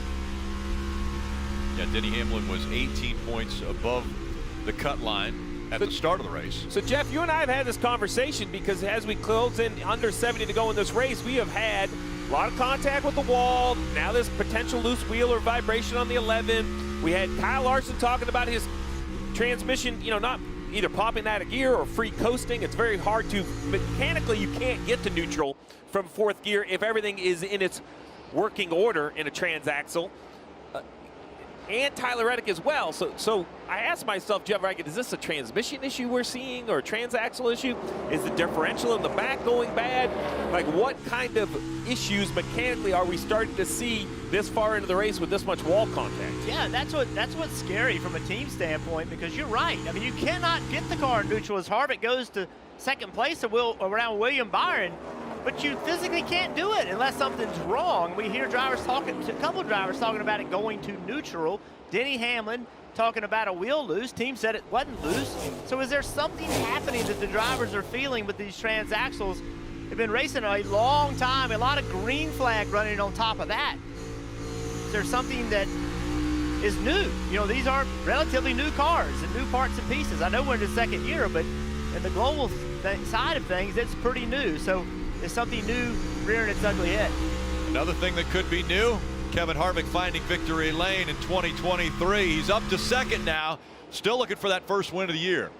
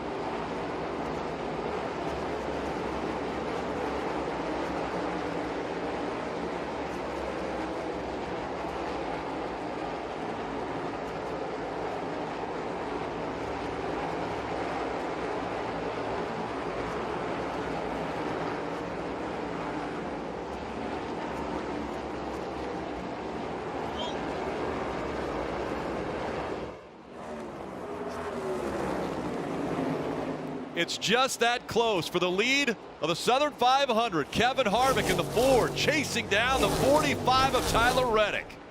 Reddick had a little bit of trouble getting around some lap cars, but now he's gotten through. Here he is trying to go around Ryan Newman.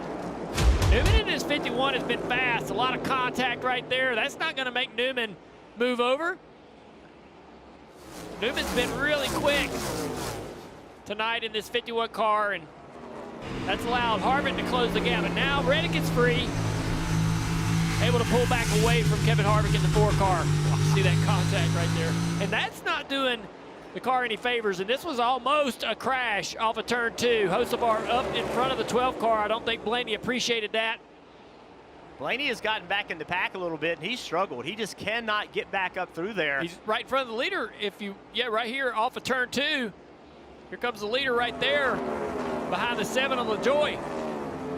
And they have lapped Truex. Yep, Truex struggling all night long. And what's coming up now is going to be the last green flag cycle. We might see more pit stops if we have yellows, but with 60 laps to go, as Harvick now is going to try to get Newman, and will he have enough momentum to get next to the 45? Right on the roof there, the 8 car of Kyle Busch coming to pit road. He had gotten in the wall just a few laps ago, Marty.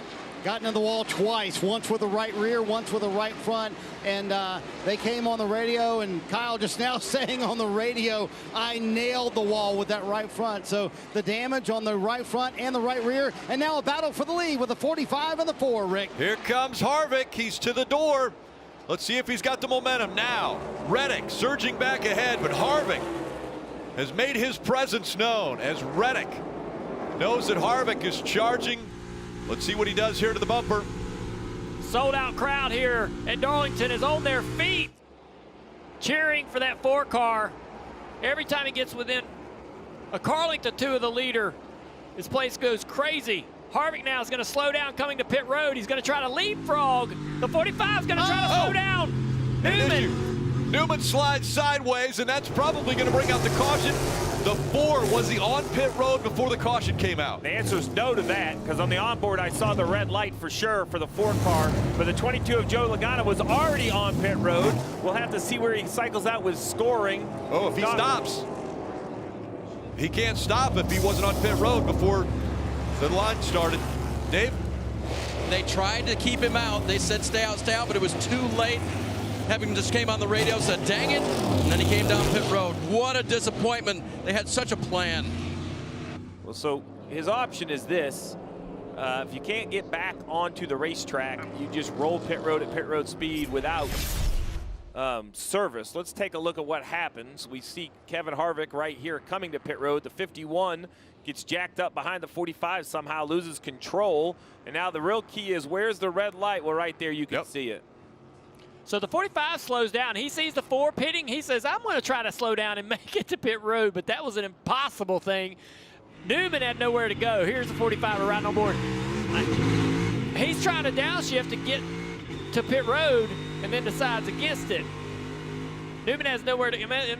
Is that what you're seeing, Jeff? Something very odd there. I mean, but I just don't. There's no way Reddick was going to make pit road when he slowed down that much. It would have been impossible to make it. But he put Newman in a terrible spot. Well, you see right here, obviously, a red light for the 4 car, who's about a car length from the line. Guys, I think you're absolutely right. Dale Jr., you called it, right? You cannot get beat to pit road. As soon as you saw the 4 pitting, you said it. Oh, he's going to leapfrog the 45, so we were on board with the 4. And now the 45 is obviously, you see the backfire out the pipes. Like, I don't know how he thought he was going to make the left and get underneath the orange box. But then poor Ryan Newman, I mean, he was getting back in the gas to exit turn 4. He had no idea. And I mean, what a terrible break for Harvick there. I mean, he did nothing wrong. He was committed to pit road. Another break, but a good break for some guys that did get to pit road. Well, now everyone who has yet to pit will make their trip to pit road, and this is going to be very important, Dave. and William Byron almost hit the commitment box there, so he did not. He will now need to be freed up in that 24 car. He'll get 4 Goodyear tires and an adjustment there. As for Kyle Larson, his car is loose on throttle. Now, they believe they have a toe problem on the 5 car from that earlier wall hit. Don't think they can fix it here, but they're going to try to fix the handling, Marty. Well, Dave, what a day it's been for Chris Buescher. They have raced their way into the top 5. Buescher saying, I just need more rear grip, especially late in the run. Tyler Reddick has had a flawless day to this point. He's led 90 laps. The pit crew has delivered as well, and they will lose maybe 1 spot here to the 5 bunch, but a solid stop here for Tyler Reddick and his team. We'll see if they can finish it off. There were a couple guys on pit road before the caution came out, so their pit stops are fine, but that issue right there is going to cause a penalty for Harvick coming to pit road when the caution came out.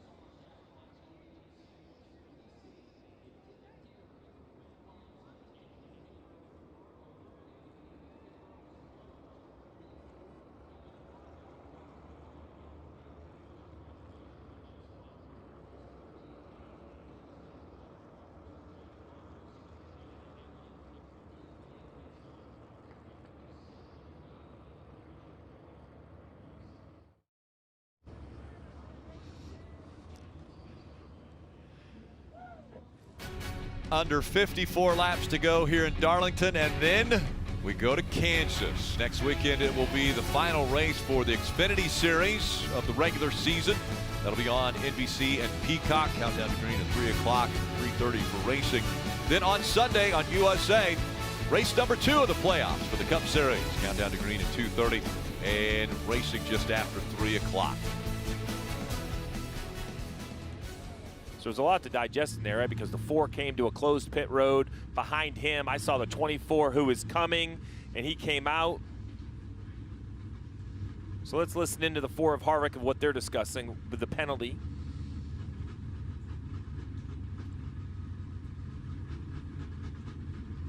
Oh, sorry, I thought we had the radio there. So the penalty of Harvick, we basically showed you, right? He came on pit road with a red light. But the caution was caused from the 45 trying to come to pit road late. So let's take a look at this. There's a lot going on. On the top of your screen, you're going to see the wreck coming in. So there's a couple cars coming to pit road. Now, if we freeze it about right here, you'll see, okay, this first car is the 4. Behind him, that's the 24 of Byron, the 5 of Larson. So now as we spin this forward a little bit, what you're going to see is Kevin Harvick stays commit. Larson sees it. He goes, oh, I'm staying out. And then right there, William Byron, right hand, stays on top, stays on the racetrack. So for that reason, I mean, that decision by Byron kept him in the race. The decision by Larson kept him in the race. And for Harvick, it was just a timing thing. I don't think he even had time to make the decision. The only real option they had was to not pit. They would have lost track position. But now, with the penalty, they're going to be all the way at the tail end.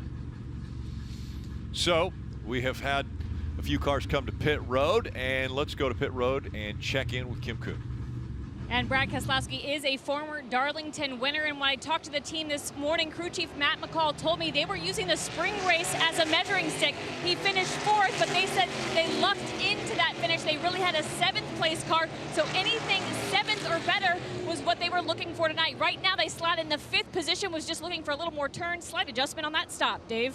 Kim, Bubba Wallace qualified 19th. As crew chief Booty Barker told me, we will grind our way forward. If I'm maybe just outside the top 10 by the end of stage 1, that'll be fine. And a top 10 tonight, that would be just fine. They've kept it clean. Right now, Bubba Wallace runs 7th, Marty.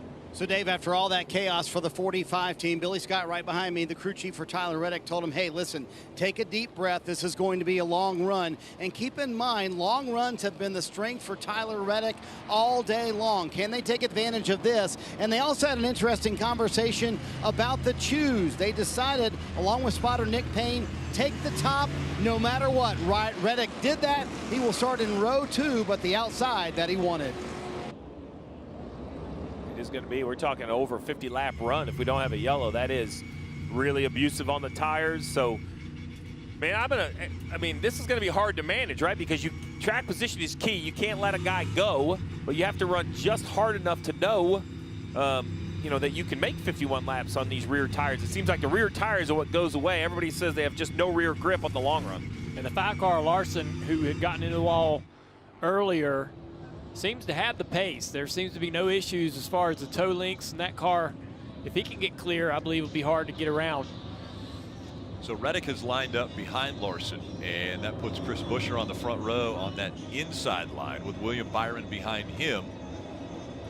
And how about Martin Truex Jr. and Denny Hamlin racing for the free pass? I'm not sure we ever thought we were going to say that tonight with the speed of the 11, and the 19 at times had speed early.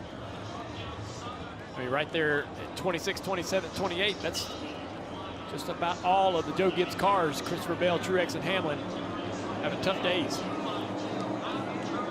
Kyle Larson leads the field back to the green flag here in the Southern 500.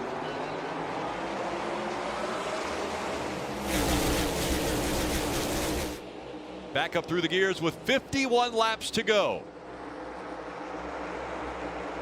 Reddick's going to fight hard on that outside. He's going to probably clear this 17 down the back straightaway.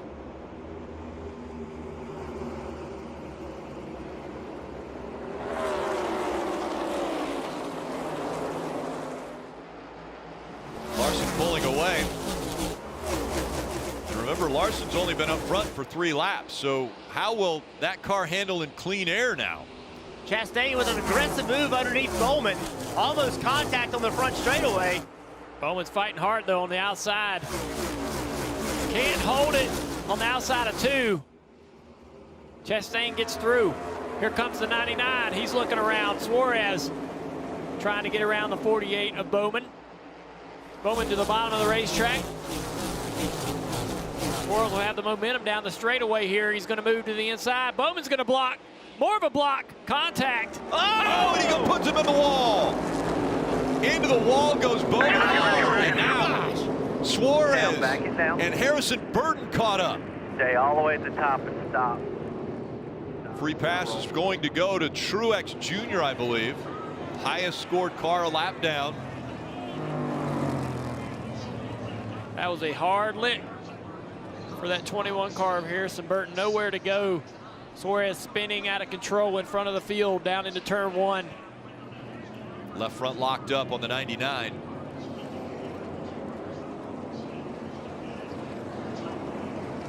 Alex Bowman aggressively blocking that 99 of Suarez, and the fuse was just a little too short. Yeah, that got carried away down the front straightaway. 2 guys not in the playoffs. Frustrating years for both of them. And I think that's what showed right there.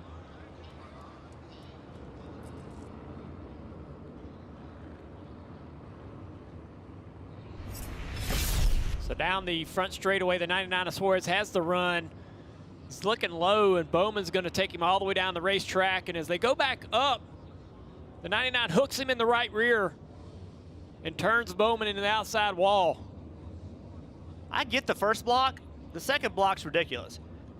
I mean, you know, you block a guy to the inside, that's fine. Guy turns to the right and then block him on the right again. I mean,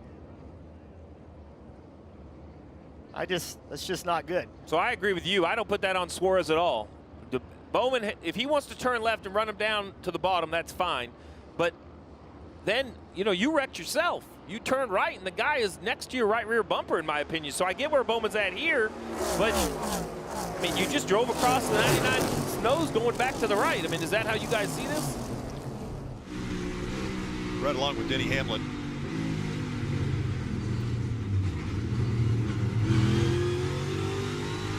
It's just awful aggressive with just under 50 laps to go in the race. Yeah, I don't know. I just, you know, the only thing I can say is maybe the 99 turning back to the right pulls the bumper of the 48. You know, as he's correcting the car, he has to turn the car back to the right. You know, I'll give Bowman the benefit of the doubt on that. I'll get you. So right here, he turns left to go bottom. But what you're saying is now the 99 kind of gets on his right rear corner here.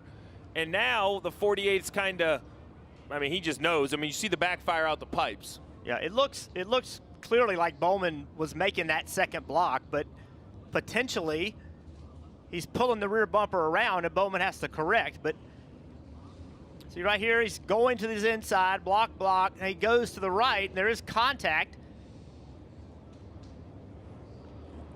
Well, one thing's for fact. Two drivers that have not had great years were having great runs inside the top 10, and now neither of them are going to be able to finish there. Yeah, I put that on both drivers. The blocking was a little aggressive. The 99 didn't cut him a break and stayed in his back bumper. And the 99 realizes that he has him turned, and they both end up in the fence. I just feel like that both drivers could have made some decisions there that would have been able to avoid all of that. Behind the wall, the 99 goes. Kim. And Alex Bowman on pit road. You see the team, they are fixing the toe link. It was a broken front toe link.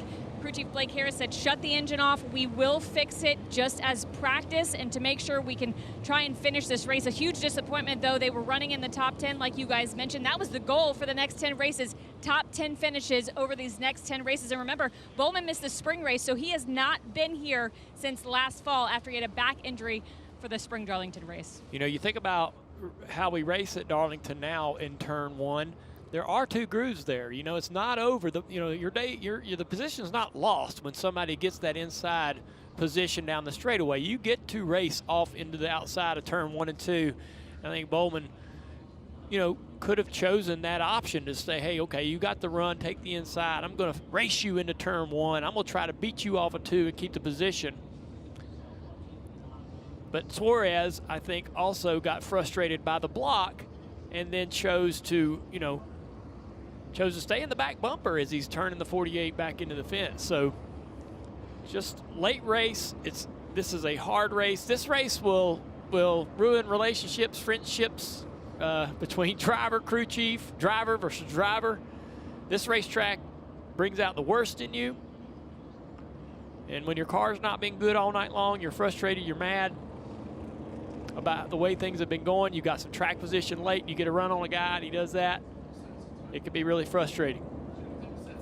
One of the indicators I've learned from listening to you guys call these races for so long is when you get out of the gas, you get that the flames come out of the pipes, and I don't think there was ever flames coming out of the 99. It doesn't look like he ever got out of the gas as they were going into turn 2. Dave. Free pass number 19. That is Martin Truex Jr. getting back on the lead lap, and boy, what a night it's been. Loose wheel early on caused them to repit, went down laps, did wave around, now gets this free pass back. They also had a bad adjustment they had to undo on the race car, and then other things have gone on as well. So it's been quite the night for Martin Truex Jr. We'll see if the 19 has some of that early speed he showed this weekend as he goes down to the final 40 or so laps when they go back to green here. Really, it's going to be considered a sprint. So you think about what has happened. Multiple playoff drivers have had issues. And you come to a racetrack like Darlington with so much history, and we've seen so many things happen, that now we have Denny Hamlin, who led 177 laps, still scored a lap down because of issues that he had, thinking he had a wheel that was loose. We've got some guys coming to pit road now. But Larson's out in front. Reddick, who has also been very strong running second, he's been out front for 90 laps. Kim. And Ryan Blaney, that car has just completely changed since the sun went down. He said, I am plowing tight, no grip, especially in turn 4. I don't know what to tell you. Give me a change. 4 tires, Sunoco fuel. Joey Logano also in. I don't want to call it a rebound, but this car seems to have stabilized after an early tolling issue, Dave. And Kim, the 9 car, they continue to work on it. The driver was asked, hey, did you feel anything with the last adjustment? He said, it was only 2 or 3 laps, so I'm not sure, but they're going to bring him back in for more tires, Marty. Well, Dave, this is interesting. Pretty much from 9th on back, all came down pit road. Not a ton of laps on the tires for the leaders. You see both Kyle Busch and Christopher Bell here on pit road. Busch has survived contact with the wall, said he lost all of his drive off after that. So Randall Burnett saying, hey, why not? Let's try 4 fresh Goodyear tires. I actually think it was an opportunity for a few drivers to not pit and maybe get some track position. You know, I was thinking of Kevin Harvick specifically. He ended up coming down pit road, but I know he thinks he needs fresh tires, but I think he could have restarted inside the top 10.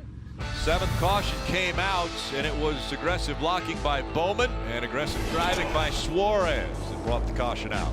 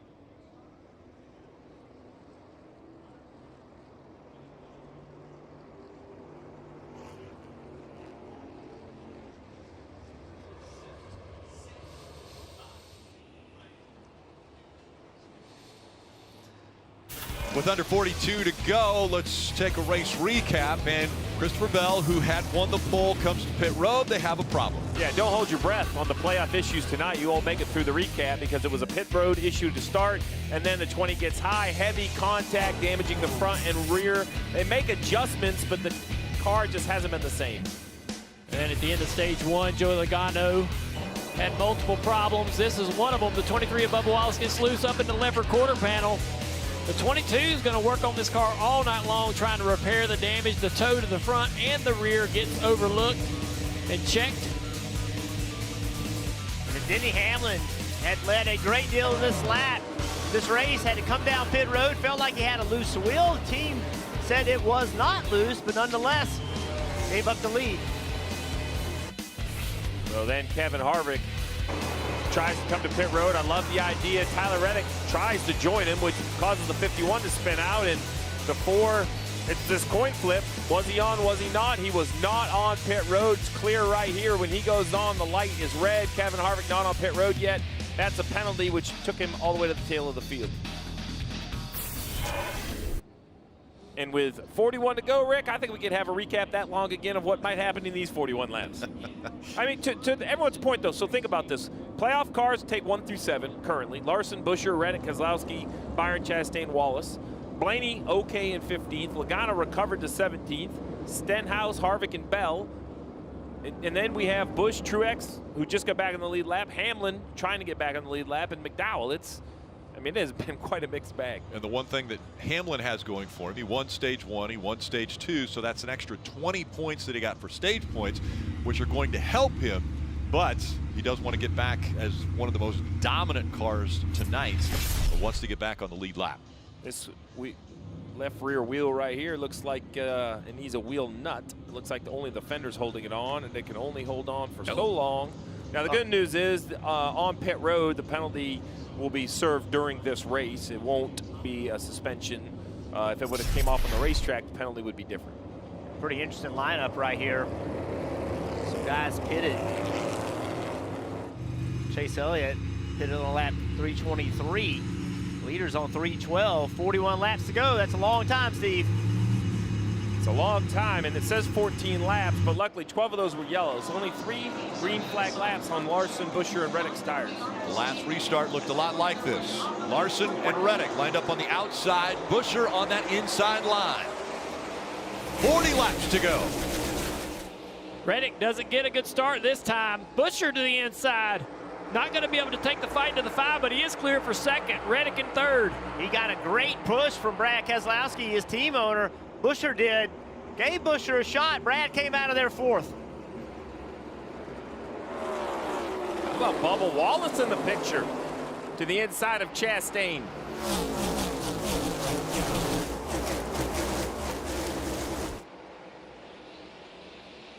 Front 5 lined up now, nose to tail.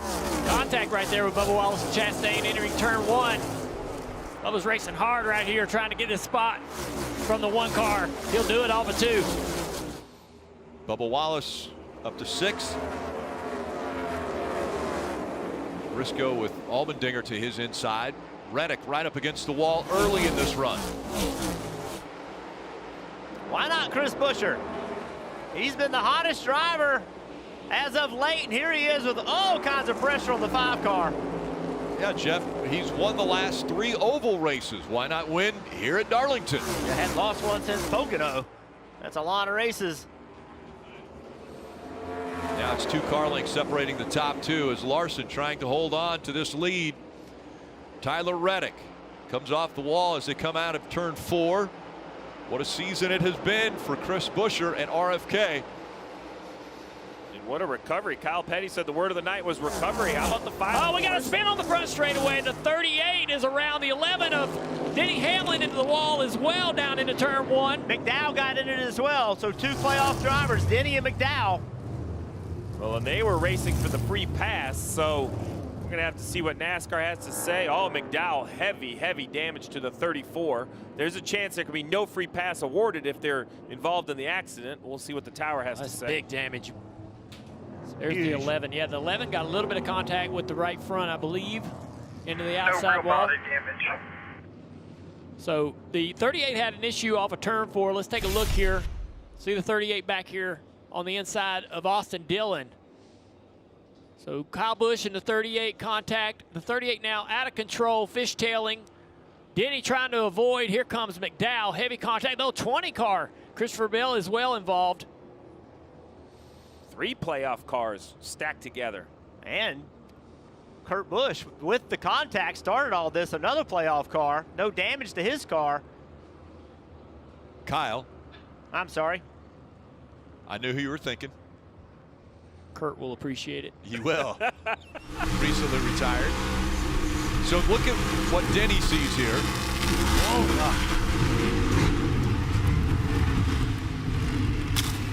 See the contact right there with the right front. And I'm wondering, you know, I believe the tire may have survived, the toe link as far as that 11 car is concerned, but there is some splitter damage. Gilliland tried his hardest to regain control of that car down the straightaway and just got behind on the steering. Yeah, here it is. They're 3 wide. You wonder if Kyle doesn't recognize that the 3 wide goes all the way up the racetrack.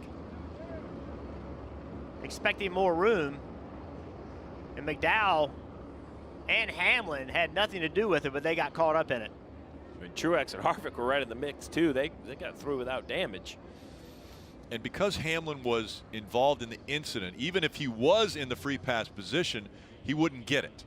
Yeah, so basically NASCAR said there's no free pass. You can't be scored. Here's why the rule's that way. You can't be the first car one lap down and be part of the yellow. If you were the only car one lap down, you could spin yourself out and try to get the free pass. So this is unfortunate for McDowell as he comes into his pit stall.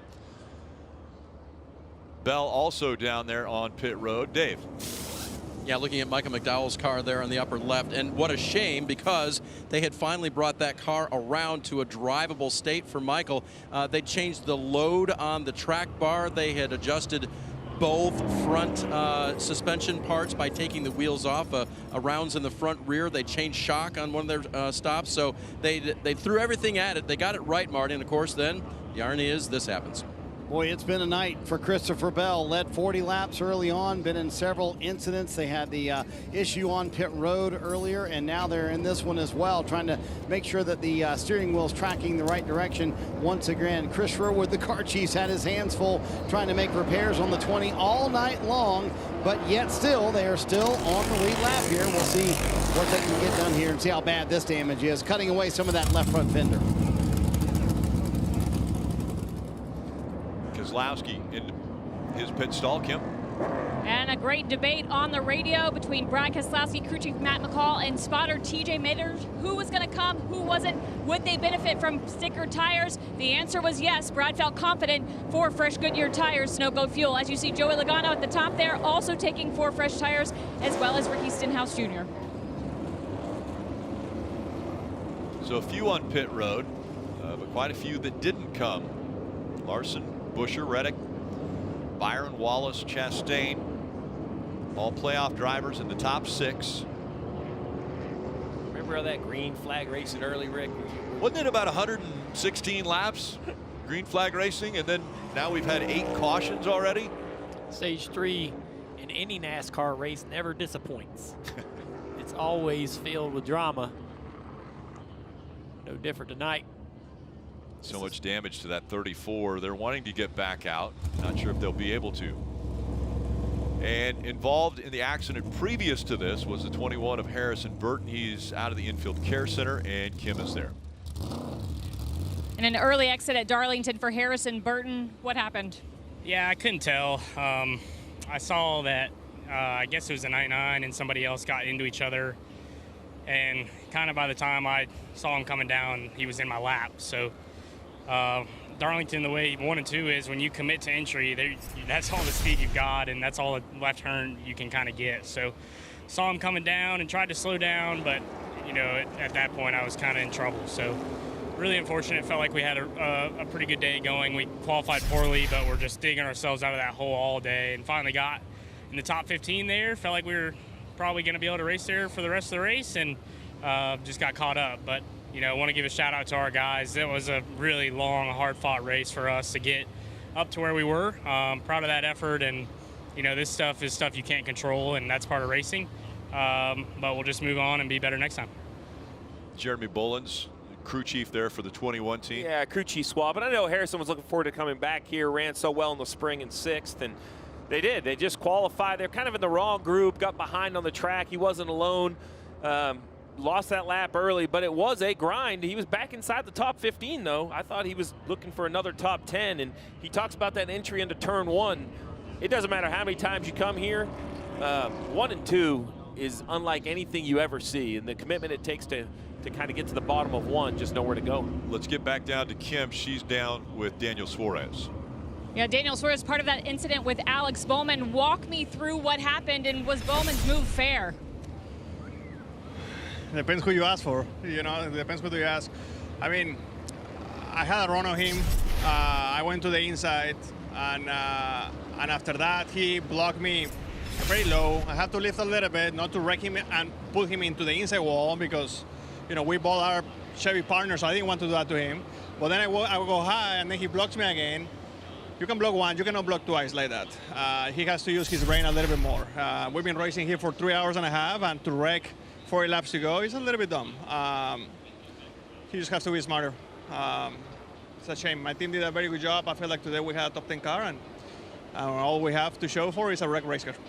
Daniel Suarez disappointed with Alex Bowman's move. He's right. He was running up in the top 10 when that incident took place. So a little frustrated there for Suarez. 2x2 once again, and it's going to be Larson and Reddick in that high line. Buescher and Byron on the low line. Yeah, we saw Keselowski with the first car to come to pit road. He's going to restart back in about 16th. So he's actually, I thought he'd be further back than that. With 32 to go, you just never know. We don't know how much more restarts we may see.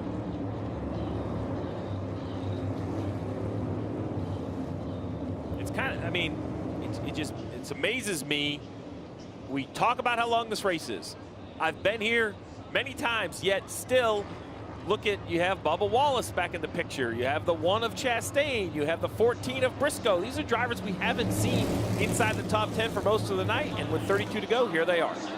Blaney's up here as well after a big hit a week ago at Daytona. Green flag back out. 31 to go from Darlington. Reddick had the rear tires picked up off the ground of the 5 car. He didn't get a good launch. Reddick just did not want to give up the outside there to the 17 off into 1. You're right. He was pushing the 5 car. Larson had a little trouble getting going, but it does allow Reddick to get that second spot. He knew he needed to do that in 1 and 2 and not allow Christopher Buescher in between them. Right up to second. Reddick goes, and look how tight it is coming off of 4. What a mess. Reddick right here to the inside of the 5. Larson low to block. Reddick's trying his hardest to take the fight right to the 5 right now before these tires start to build heat, before they start to lose grip. That pass gets harder to make. Reddick went straight to the top on corner entry. That'll let him turn, get a good run off 2. Wow, what a run. He got a huge run. Pressure tires on the bottom of the screen for Keselowski. Once again, a battle for the lead as Reddick tries that higher line. Has the momentum, but he's right in the tire tracks of Larson. Oh, he loses the nose right there, way up off the corner. Lost a little bit of time down this back straightaway. You see the gap getting bigger. He had such a good run. We have to regroup, try again. So frustrating as a driver on such a narrow racetrack to be able to find some kind of clean air. Remember, Larson was a driver who earlier thought that his car had went into neutral. And so now he's out front. Well, it hit the wall really hard the one time when you mentioned that, when he thought it went to neutral, he hit the wall. They've worked on this car. Right up against the wall he goes. 3 times he's finished runner-up here at Darlington, but never has made it to victory lane. Just a little bit faster than Larson that lap. He keeps moving his line around. He started entering the corner really high. Now he started entering low. Larson took his line away from him, so he had to react, do something different. Oh, he hits the wall. Larson up into the wall. Let's see if Reddick can take advantage of it.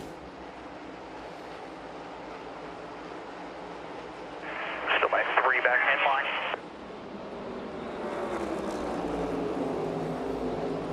These two inches away from the wall. Larson just got up into it. Now we'll see what Reddick does. Both of these drivers are very comfortable being right against the wall. Neither one will shy away from it.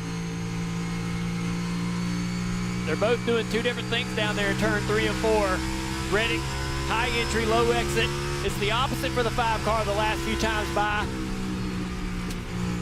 Into turn 1, high entry for Reddick. Oh, he's in the wall. Back to the gas. These guys do this on the dirt tracks their whole life. 25 to go, they'll hit the wall 20 times or so the next few laps. How durable will these cars be, though? After 342 laps, can they handle it over the next 25? They better, because they're going to be tested, I can promise you.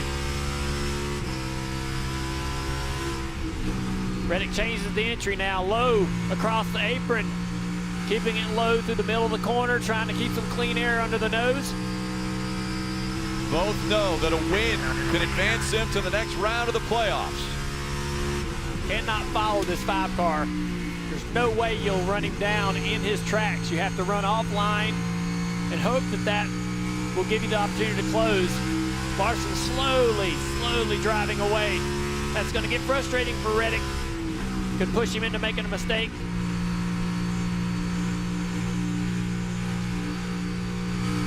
Doesn't want to run this lower line. He'd love to be up there against the wall, but it's dirty air. You can't make any time there. Now the 5 entering high, taking away that entry that the 45 likes.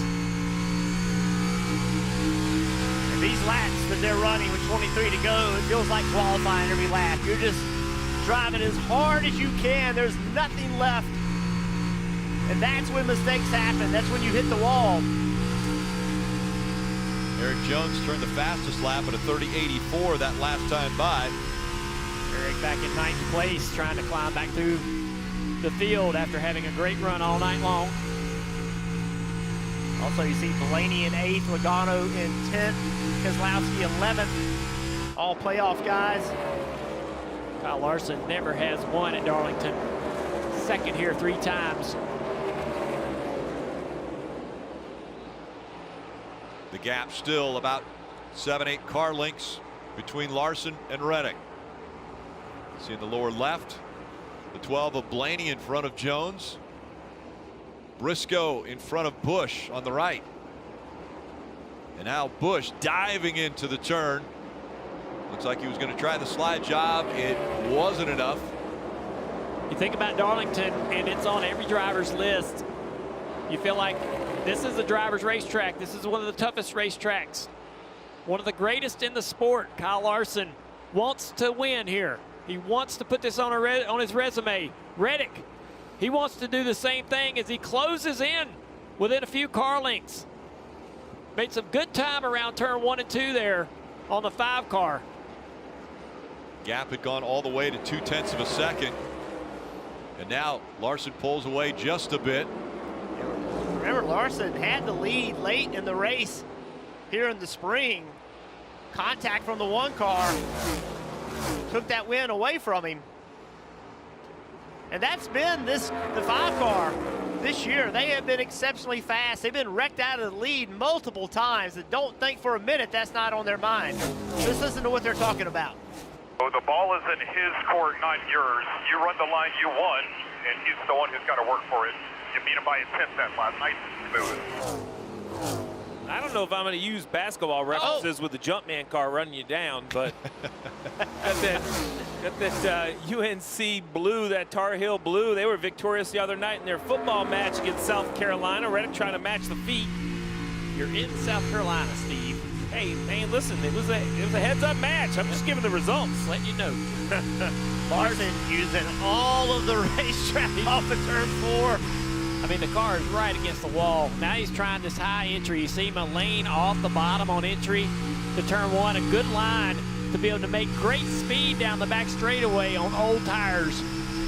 But it opens up the bottom of that racetrack. If that's going to work for the 45 of Reddick, he can make some time on entry into turn 1. Still 0.3 of a second separating them. How about 2 old teammates? Logano. Oh, Keselowski gets in the wall, checks up, to try to get off the fence. Logano makes contact. Almost feel like Keselowski probably a little bit of a slide job there. It looked like he had just kind of drove up in front of the 22. Yep. Gap now back to half a second between Reddick and Larson with under 16 to go. It's a heavyweight fight right here. Just how hard can you swing and not make contact and put you out of the race? Larson's so good. So good. I mean, that's where all the speed is. It's 1 inch from the fence. That's where the most speed's at. And he is so good at putting the car right there. He's going to have to get desperate soon. You don't. So when he gets desperate, you stay smooth. It's great feedback. Yeah, that's Cliff Daniels. Yeah. it's good feedback. You know, you're worried about your driver maybe pushing a little too hard, getting a little contact with the fence, and he's just trying to keep him right below that, right below just too much. Cliff told me that they spend a great deal of time watching videos, and not just of themselves, but of other people, learning from other people's mistakes, watching races, watching particular points of races where a guy had the lead, made a mistake, or did something right, and they try to learn from that to take advantage of it when they're in these situations. 2 wins already this season for the 5 team. Look at that.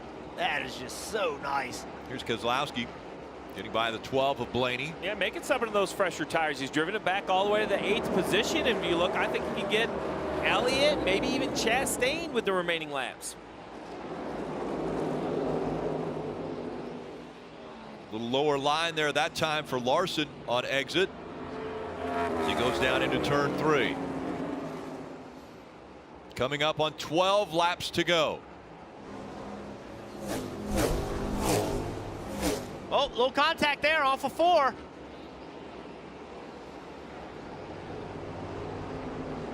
And Buescher's doing a nice job of not letting these two get away. You know, if they do get racing, you can be right back into the mix. I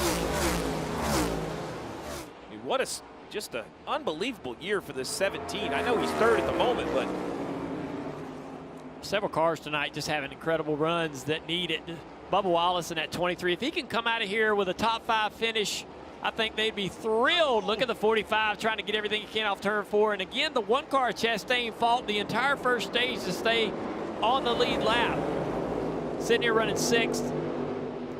Reddick left black marks off both rear tires.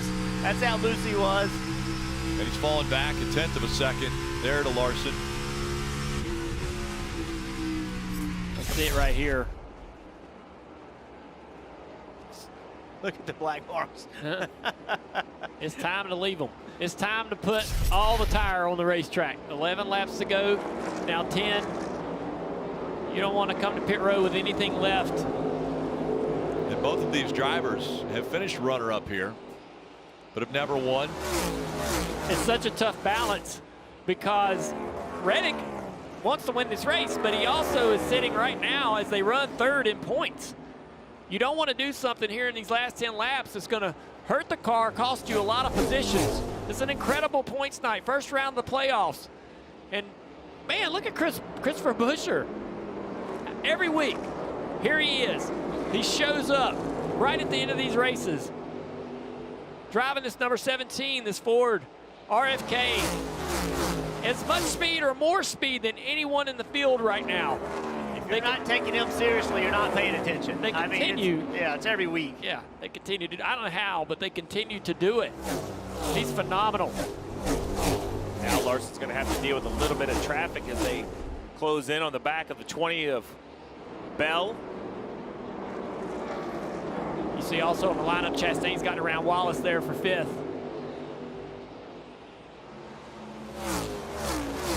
This is another nuance. Bell does a nice job kind of giving way. Well, a little bit surprising too, because he's the last car on the lead lap. So he gives up that lead lap position as again the 5 into the wall, coming off of 4. It's just going, giving all he's got. And if you're Cliff Daniels, you have to be thinking, do you really have to do this to me? Can you get maybe a foot away from the wall? These cars just get harder and harder to drive every single lap. The fall off and the grip is going away. Trying to run the car right on the boards, right against the fence, and having to adjust your line, your throttle, how deep you can get in the corner every lap with the fall off and the grip going away is so hard to do. But also, run the best lap you can run. Great lap that time by. He puts a little distance between him and Reddick. Yeah, Reddick just is not able to keep pace, and he's starting to stack up the guys behind him. Buescher and William Byron are starting to put a lot of pressure on him. Crew chiefs watching on. Larson once again right up against the wall. Yeah, the best cars on the racetrack right now is at 17 of Buescher and Byron in 4th.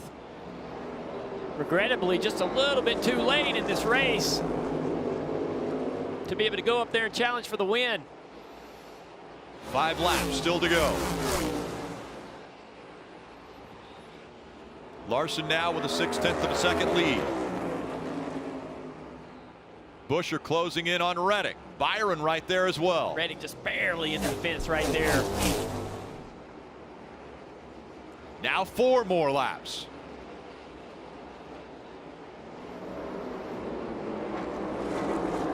Reddick's doing his best to keep some pressure on Larson, trying to force him into a mistake, but he has his hands full trying to keep Buescher behind him. And Reddick can see Larson driving away a little bit. Maybe Reddick has to start changing his game plan a little bit. With 4 to go, maybe go on defense. Do what you got to do to keep the 17 behind you. Do not get in the wall. 17 now has Byron right behind him. Buescher got a little bit loose off of turn 4, but he drives away from the 24 car. Back to the back bumper, the 45 of Reddick. Reddick struggling. Look at him holding that car. Even down the straightaway, that car's a handful. Buescher's right there, so's Byron. Byron won here in May earlier this year. Buescher up near the wall, had to come off. We'll see if Byron capitalizes on that. 2 laps to go. Oh, Buescher just a little bit loose right there. Back down the racetrack. All these cars are on the edge. Past the Earnhardt Tower there in turn 3. Larson coming out of turn 4. White flag here. One more good one, still clear by 8. 1 lap to go, presented by Credit One Bank. The gap still about 5 car lengths separating Tyler Reddick and Kyle Larson. Larson down the backstretch for the final time. He has won some big races before. He's won a championship. He's looking to win his way into the next round of the playoffs, and he's looking to win the Southern 500. Kyle Larson, he's gonna do it. Give him the checker. Southern 500, baby. Hell yeah! Hell yeah, guys. Great job today. Proud of all of you. Great, great, guys. Great job. Thank you, guys.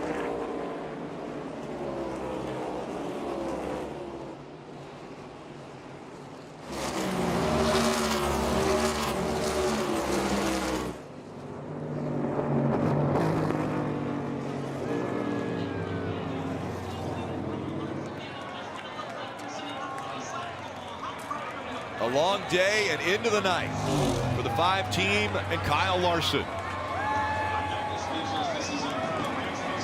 With the win, he advances to the round of 12.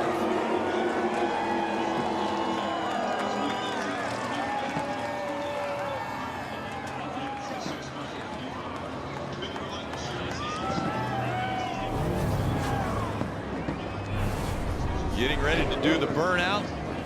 This checkered flag moment brought to you by Advance Auto Parts.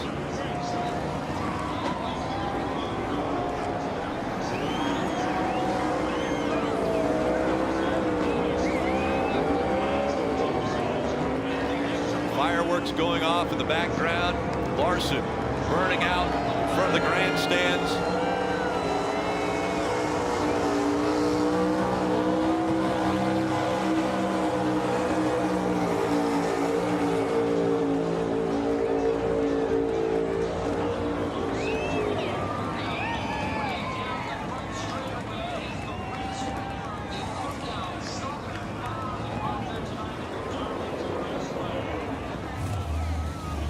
Seen some pretty impressive things out of Kyle Larson in his career. We know that next year he'll be a part of the Indy 500.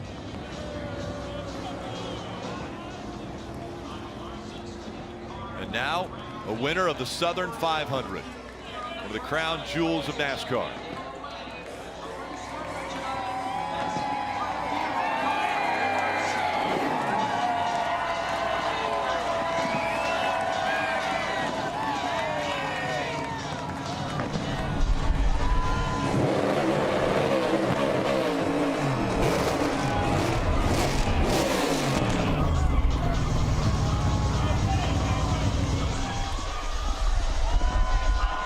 Rick Hendrick has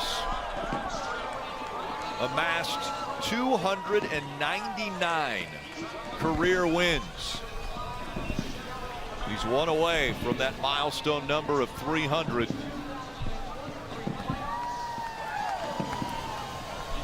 Kyle Larson removing the helmet. The crew right there on the wall. A long day and into the long night.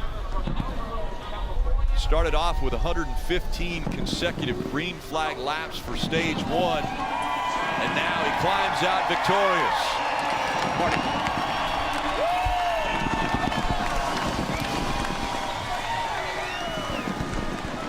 In front of a sold-out crowd for the Southern 500, Kyle Larson climbs out. Cliff Daniels, his crew chief. Boy, this team has been through so much this year.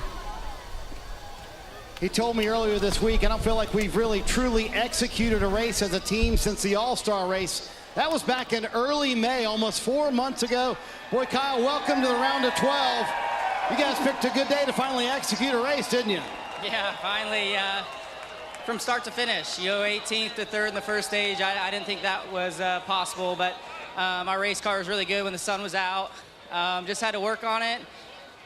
I messed up once and it got hung in neutral and I slid and hit the wall and I think bent the toe link a little bit, so it was kind of a struggle from there. Definitely had to fight it more than I was earlier, but we kept our heads in the game. That was really important. This race is all about keeping your head in it. So I've been pretty hard on myself here the last couple months, but having a leader like Cliff, he really is good for my mind. So just proud of the team.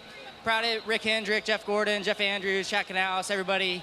Hendrick Engine Shop, 500 wins. That's incredible. So congratulations to each and every one of you at the shop for all your hard work.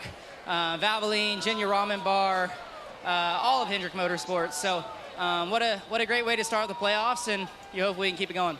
You have some big wins in your career, a championship, obviously, but you've been trying a long time to win here at Darlington. Where does the Southern 500 win rank for you?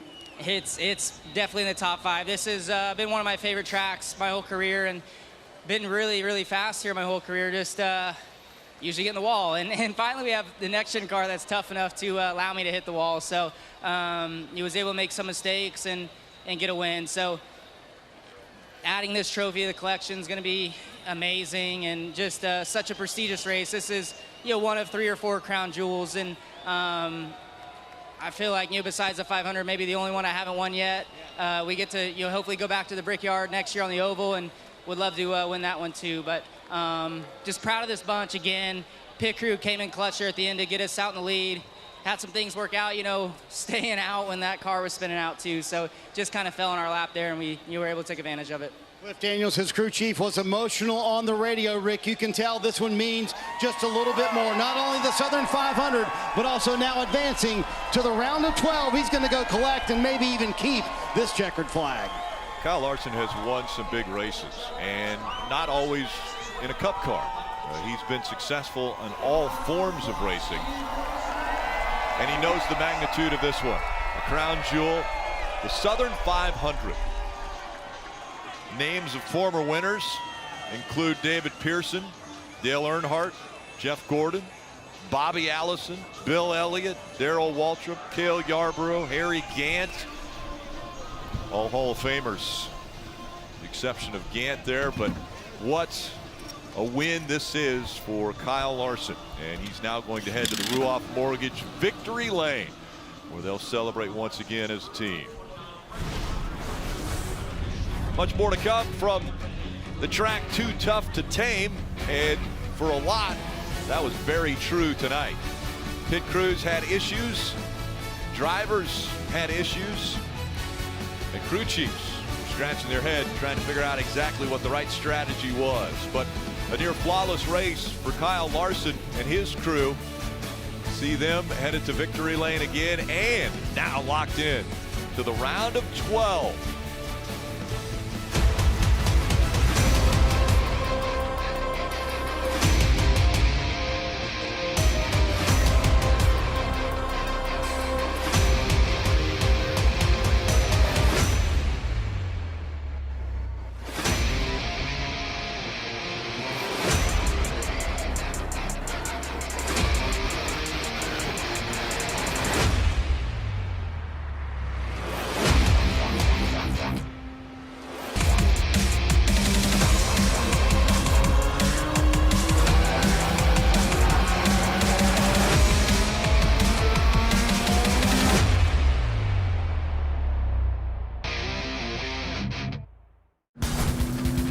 copyrighted telecast may not be reproduced, retransmitted, or used in any form without the authorized written consent of NASCAR Broadcasting. NASCAR would like to thank all of our fans for your support, and we hope you enjoyed today's broadcast.